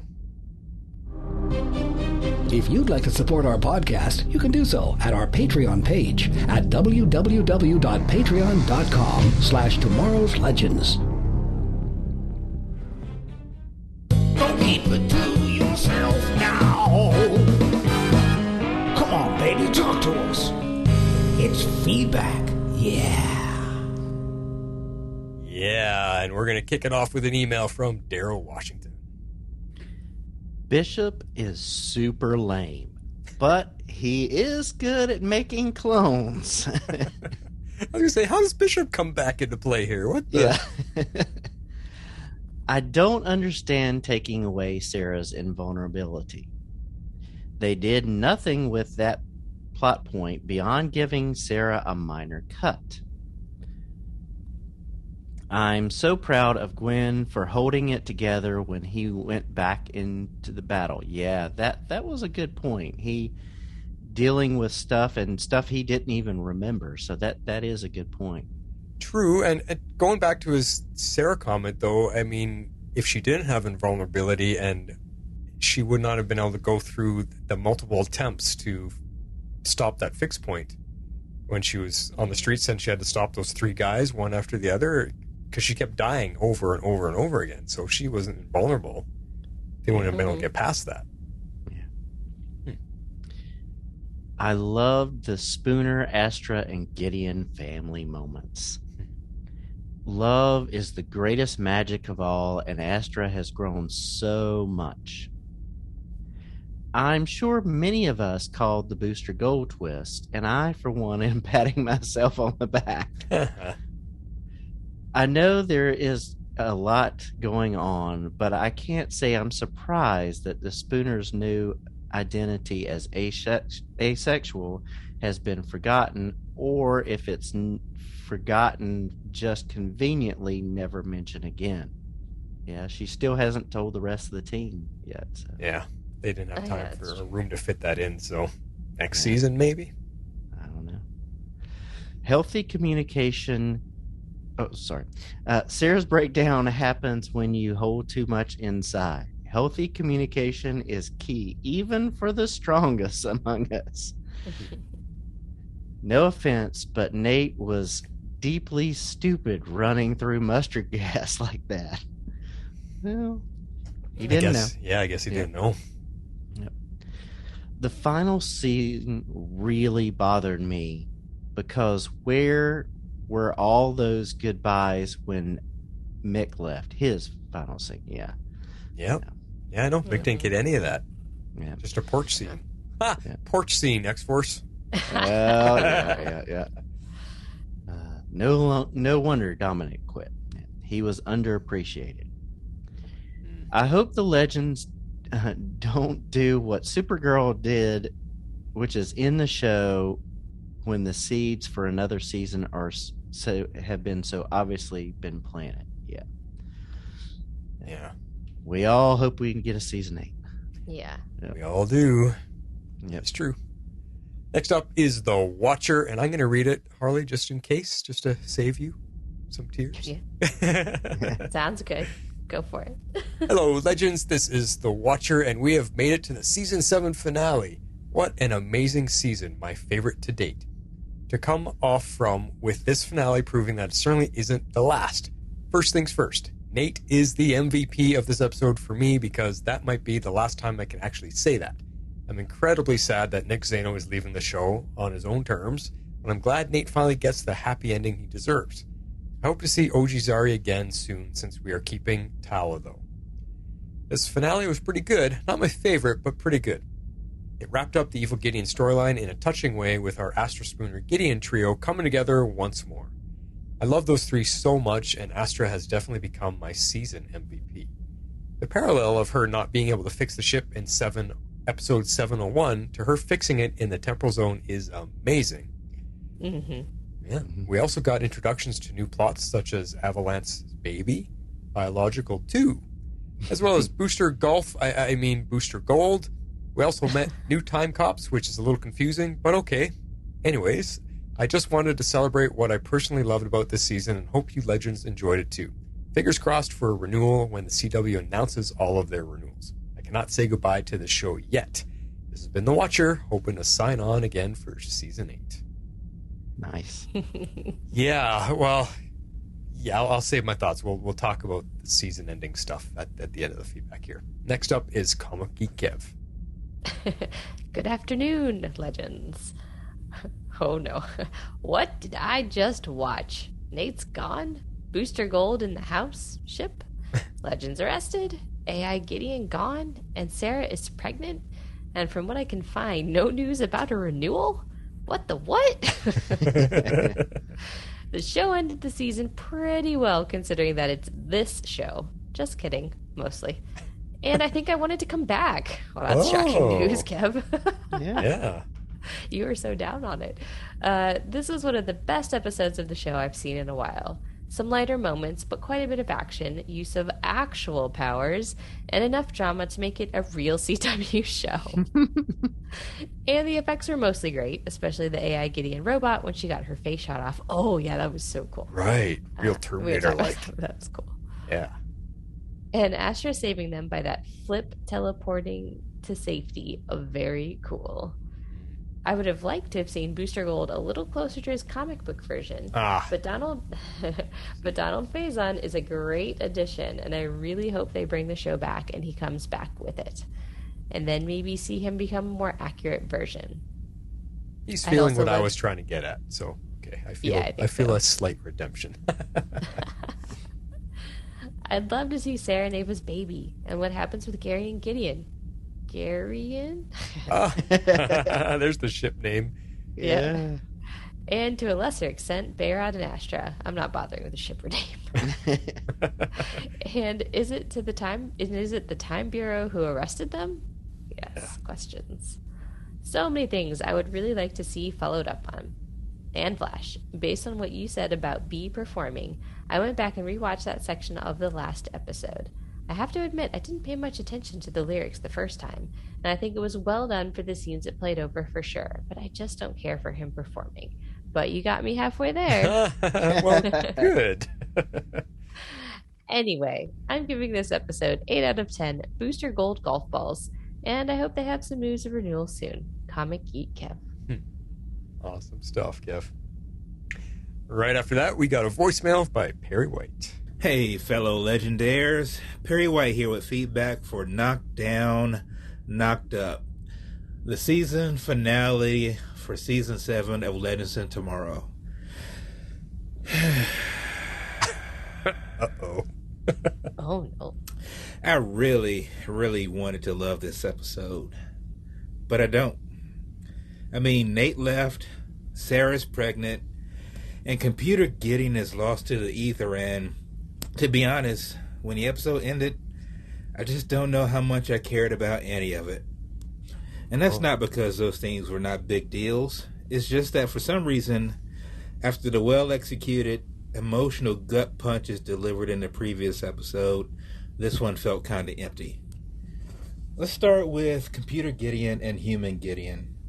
Computer Gideon's decision to self-terminate after becoming a time anomaly herself was only half a resolution. I mean, even if she destroyed herself and destroyed the ship, I mean, she didn't mind wipe anyone that saw the Wave Rider. And Astra's Groot-style save was the kind of Deus Ex Magicana that even defies the reality of the show, in my opinion, and that's saying something. Now to Nate.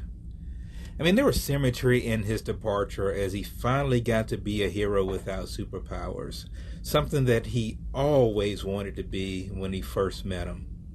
True. And without the Steel Serum, it would be impossible for him to remain a legend, as hemophilia would place his life in danger all the time. But for me, the reason his departure lacks an emotional punch, at least in the universe, is that once they introduced the pocket dimension keys in the last episode, basically all the legends can stay in contact with each other whenever they want. I mean, that sort of just takes away any sort of emotional feeling either by his fellow legends or from us as viewers.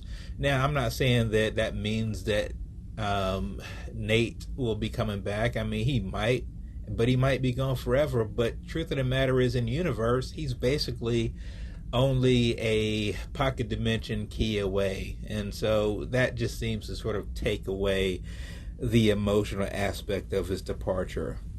I mean, I guess if we had gotten at least one little scene with Nate and Zari Tomas and the ancestors sort of welcoming Nate to the totem, that might have been enough to give me the kind of emotional sort of kick I would have needed to take that fully in. Yeah, good point. Now to Sarah. Sure, I mean, it was a switcheroo to make Sarah pregnant rather than Ava, but we've already seen, quote unquote, the former badass alien pregnancy when it happened to Mick. I mean, I would love to see Ava navigating pregnancy as a clone. I mean, that would be something new for the show. And I don't know, maybe I'm just getting sort of like nostalgic for Arrow, but I really miss elements of ninja assassin Sarah. Now I have to guess, obviously, if we get a season 8, we're going to be getting maternal Sarah, which is okay, it's fine. But depending on her alien-human hybrid gestation period, sounds like she's going to be sidelined for action for a bit if we do get a season 8. Finally, and I can't believe I'm saying this, but I was underwhelmed by the introduction of Booster Gold. It took me a couple of days, but I finally figured out why. From what I know and understand about the character of Booster Gold, he's usually the person that is sort of like the lovable cad, or a fame seeker, or a prism through which the audience experience comedy when compared to other DC characters. I mean, on Arrow, Stargirl, Superman and Lois, Black Lightning, or Batwoman, Booster Gold would provide a strong contrast to protagonists who take themselves a bit more seriously. Legends, on the other hand, has a cast full of misfits that fit that bill already, so Booster Gold just sort of blends in rather than stand out. Lastly, the tease that we got for what season 8 could be is sort of something that we've seen far too often in the Arrowverse, sort of where our heroes are viewed either as villains or incompetent. And truth of the matter is, we've sort of seen that happen to the Legends already when they came into the crosshairs of the Time Bureau, who just sort of saw them as either jokes or people who were just messing up the timeline. So we've sort of seen this story before, so having that as a tease for season 8 sort of feels like a letdown to me. I just don't know how much different this can be from anything that we've already seen. So, based on all that, I have to give this episode probably my lowest rating of the season. And I rate this a 7 See You Later Legends out of 10. I mean, it wasn't bad. It just wasn't great. And maybe I built this episode up too much and it was destined to be disappointing. But here we are. Anyway, I look forward to hearing what everyone else has to say about this episode. Maybe a third or fourth viewing might change my outlook on the episode, or maybe hearing what other feedbackers have to say about this episode could also change my mind. God, I hope so. Anyway, this is Perry White making a season series question mark finale deadline. It's been fun, Legends. I'm out. He had some really, really strong points and arguments to make there that I can't deny where he's coming from, and I think his feelings are kind of where mine are, somewhat where you are coming from too, guys. But I think similar to me in that the expectation was there because of the emotions of last week. I wanted to feel that same way this week, and we didn't get that. And I think that's kind of where he's feeling too. And so my suggestion is watch it again, because I think talking about it tonight, guys, my rating has come up. I think we've talked our way through it, and as I was saying, I've realized there's some really good stuff in this episode that it is better than what I rated it. So, yeah. All right. Yep. Next up, we've got an email from Tails. Wow, what a season finale. Season 7 is now officially my favorite season. Oh, good. I knew Gary would be all right. I am really happy with how they finished up the season. After the last episode, I was truly terrified that this season would be the end to Sarah and Ava's storyline. But the writers have left it so that provided actors but the writers have left it so that provided the actors want to continue their roles, there is a story for them. I like how they brought this season full circle with Astra completing the spell she tried in the season opener, and how half the episode was just the trio of Astra, Spooner, and Gideon. These three work really well together.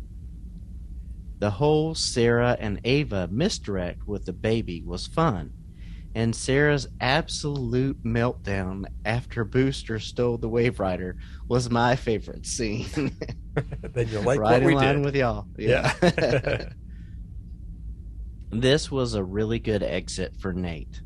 I will be sad to see him go, but they have wrapped up his storyline well, and honestly, after they got rid of Ray, Nate's character didn't fit as well with the team. That's a good point. He changed a lot once Ray left. Yep. He needed a bestie like Ray, and Bayrod was not the right fit for that role. And we talked about that, yeah. I really enjoyed the introduction of Booster Gold. I do believe he will fit well with the Legends. Now, all we need is confirmation that the show has been renewed. Yeah.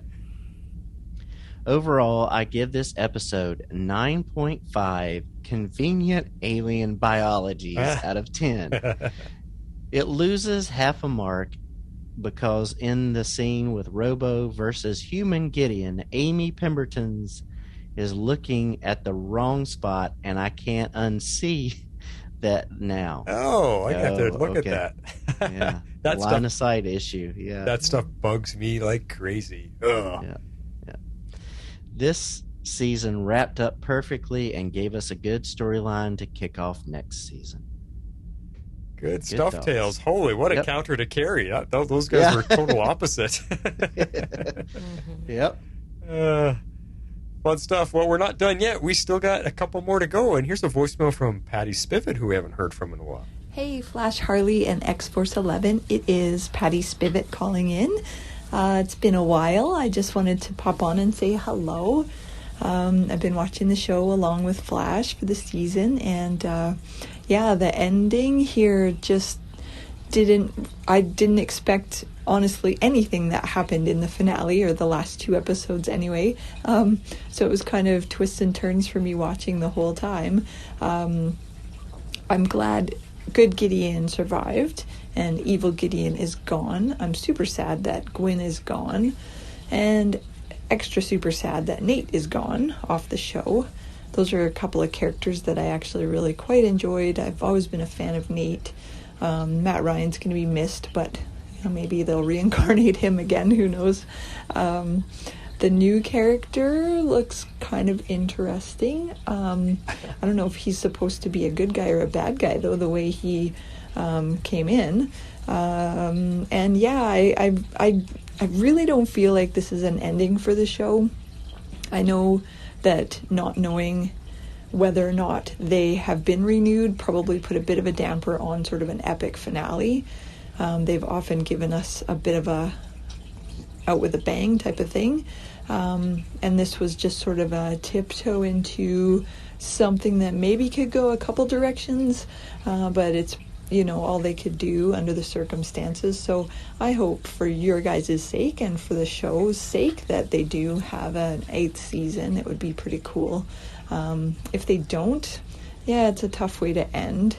And I don't know if they'd maybe do a little wrap-up episode or something for everybody to just let us know what happened after everyone got arrested, or after this finale. But anyways, I'm looking forward to the podcast as always, and I will miss you guys in my weekly feed during the break here, but hopefully we're all reconvening here for season 8, and that's about all. I'll talk to you guys again. Yeah, I think there's a bit of a common thread here, the uneasy unsurety of everything, right? It's just like, I don't know how I'm supposed to feel. Yeah. All right, we're going to wrap it up with Dreamweaver, as we almost always do. Hello, Legendaires. It's Dreamweaver here with my feedback for the Legends of Tomorrow Season 7 finale. And, here's my thoughts on this. Oh, no. So you know what we're gonna do? We're gonna rewind this. Woo! Yeah. Here we are, another day, another lackluster season finale. And please, all the powers that be, God forbid this be the series finale, because that would be disappointing as hell. I'm only giving this 6 kinds of takeout meals out of 10. Because really, it was kind of a mess, and I'm thoroughly less than whelmed. So many missed opportunities, strange ways for season-long arcs and threats to end, and just interesting choices all around. After a pretty solid season, aside from a few episodes, this was just a majorly disappointing way to end it, and I can solidly say that Season 2 remains my favorite. Where do I start? I mean, even the opening to this episode spelled trouble. There was no recap, just a very quick, cold opening and quick cut to Gary out in the temporal zone. I knew he'd be fine, but that was a very awkwardly cut lead into the episode. The Evil Gideon storyline fell totally flat, even with her in her final android form.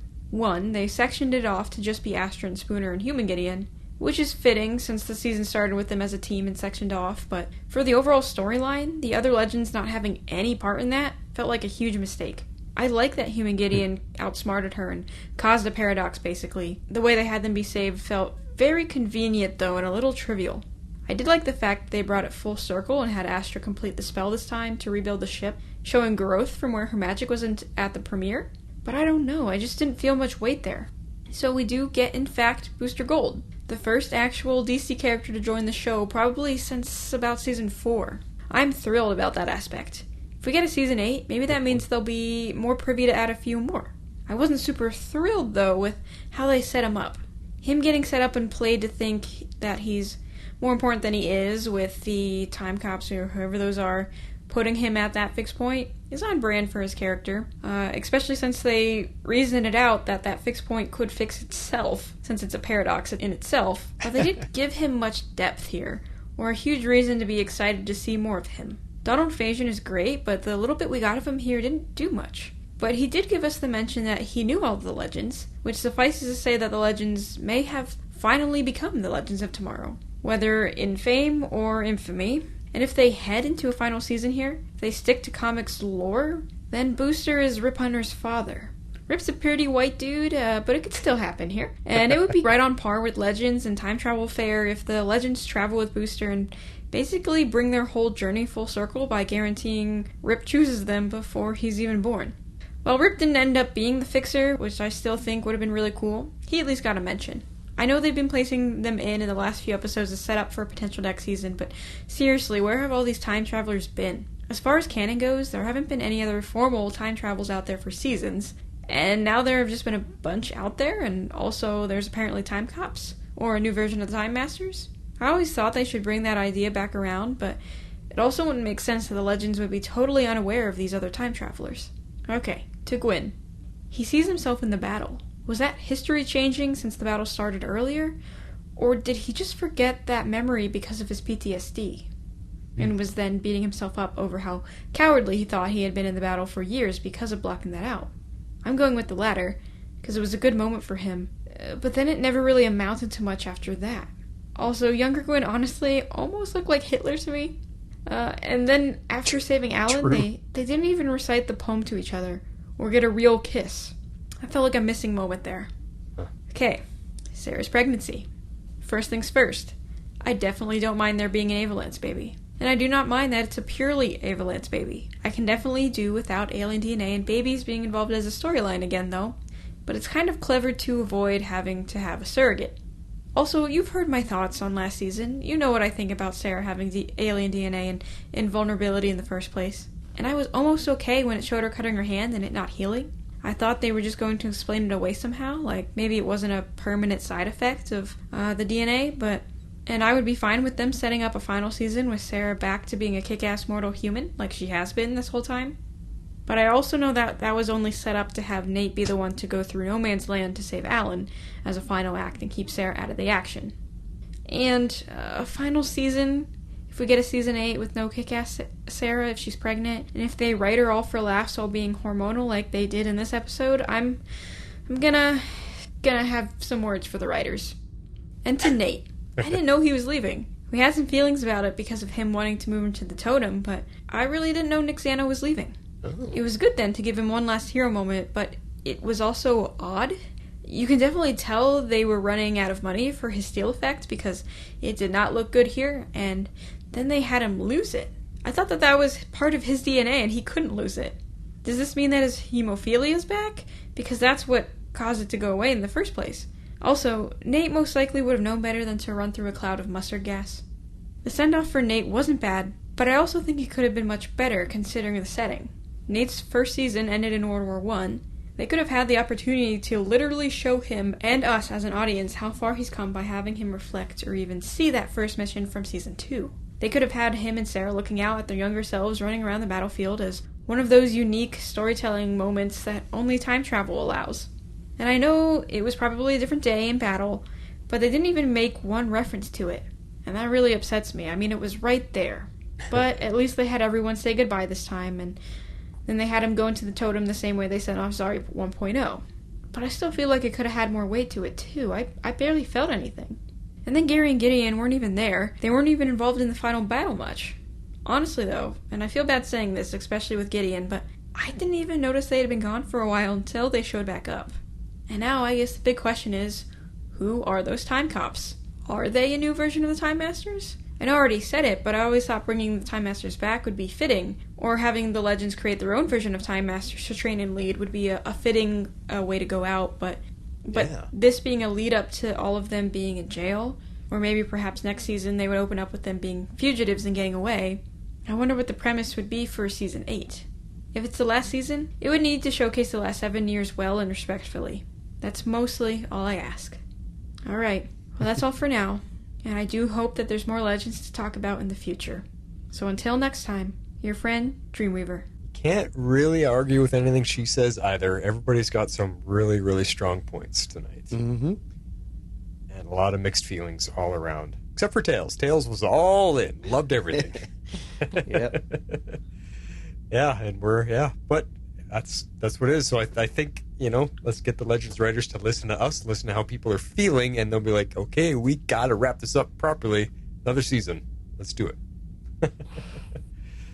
So, well, what I wanted to say about final thoughts here is because we don't know if there's another season coming, if it ends like this, we don't want this to also end as our final podcast of the finale, because we kind of brought it up. Like, if this ended up being the series finale, we will do a final goodbye like we did for Arrow Squad. We will do a series wrap-up episode just talking about Legends as a whole, and we'll do, I think I mentioned we'll do an extra bonus episode about, what did Legends mean to you, and what did it mean to you to be part of this Tomorrow's Legends community, which is something we did for Arrow Squad.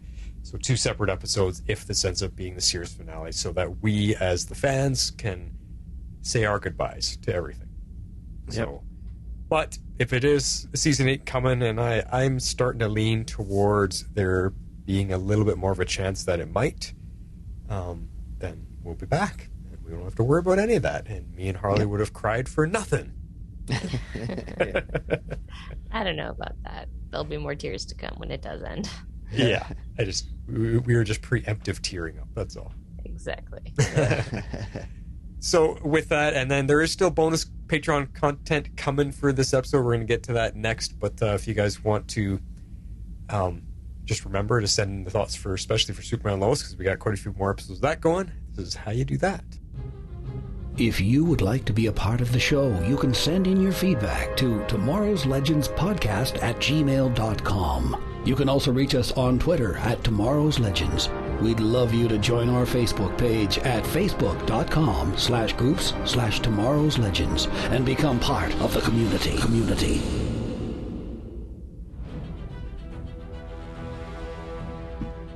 Yeah, I guess I could have saved all those final thoughts for this, because usually I have something to say as our closing music rolls out. So now what am I going to talk about? I don't know. Edit it in post? What's that? Edited in post. Yeah. There is editing magic to be had. That's true. I could do that. Yeah. But no, just follow us for Super and Lois if you guys are watching that. And if you're not, well, this is your chance to catch up because we got one show off the books for now. Yep. Other than that, I guess a little bit of Mandalore news.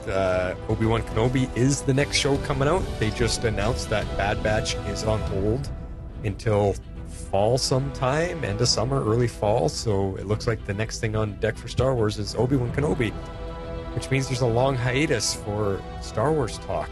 And I have a feeling it's because there's a lot of Marvel stuff coming out and they don't want to have Marvel and Star Wars running back neck and neck and stealing fandoms if people aren't watching both. So I don't know. But anyways, Me Invisible will be back with a Boba Fett Series 1 or Season 1 wrap-up episode, and that'll be about it for us for a little bit. That's all we got, guys. This is The Flash signing off. And this is Harley Quinn. Hopefully not for the last time. I'm out. This is X-Force 11. So say we all.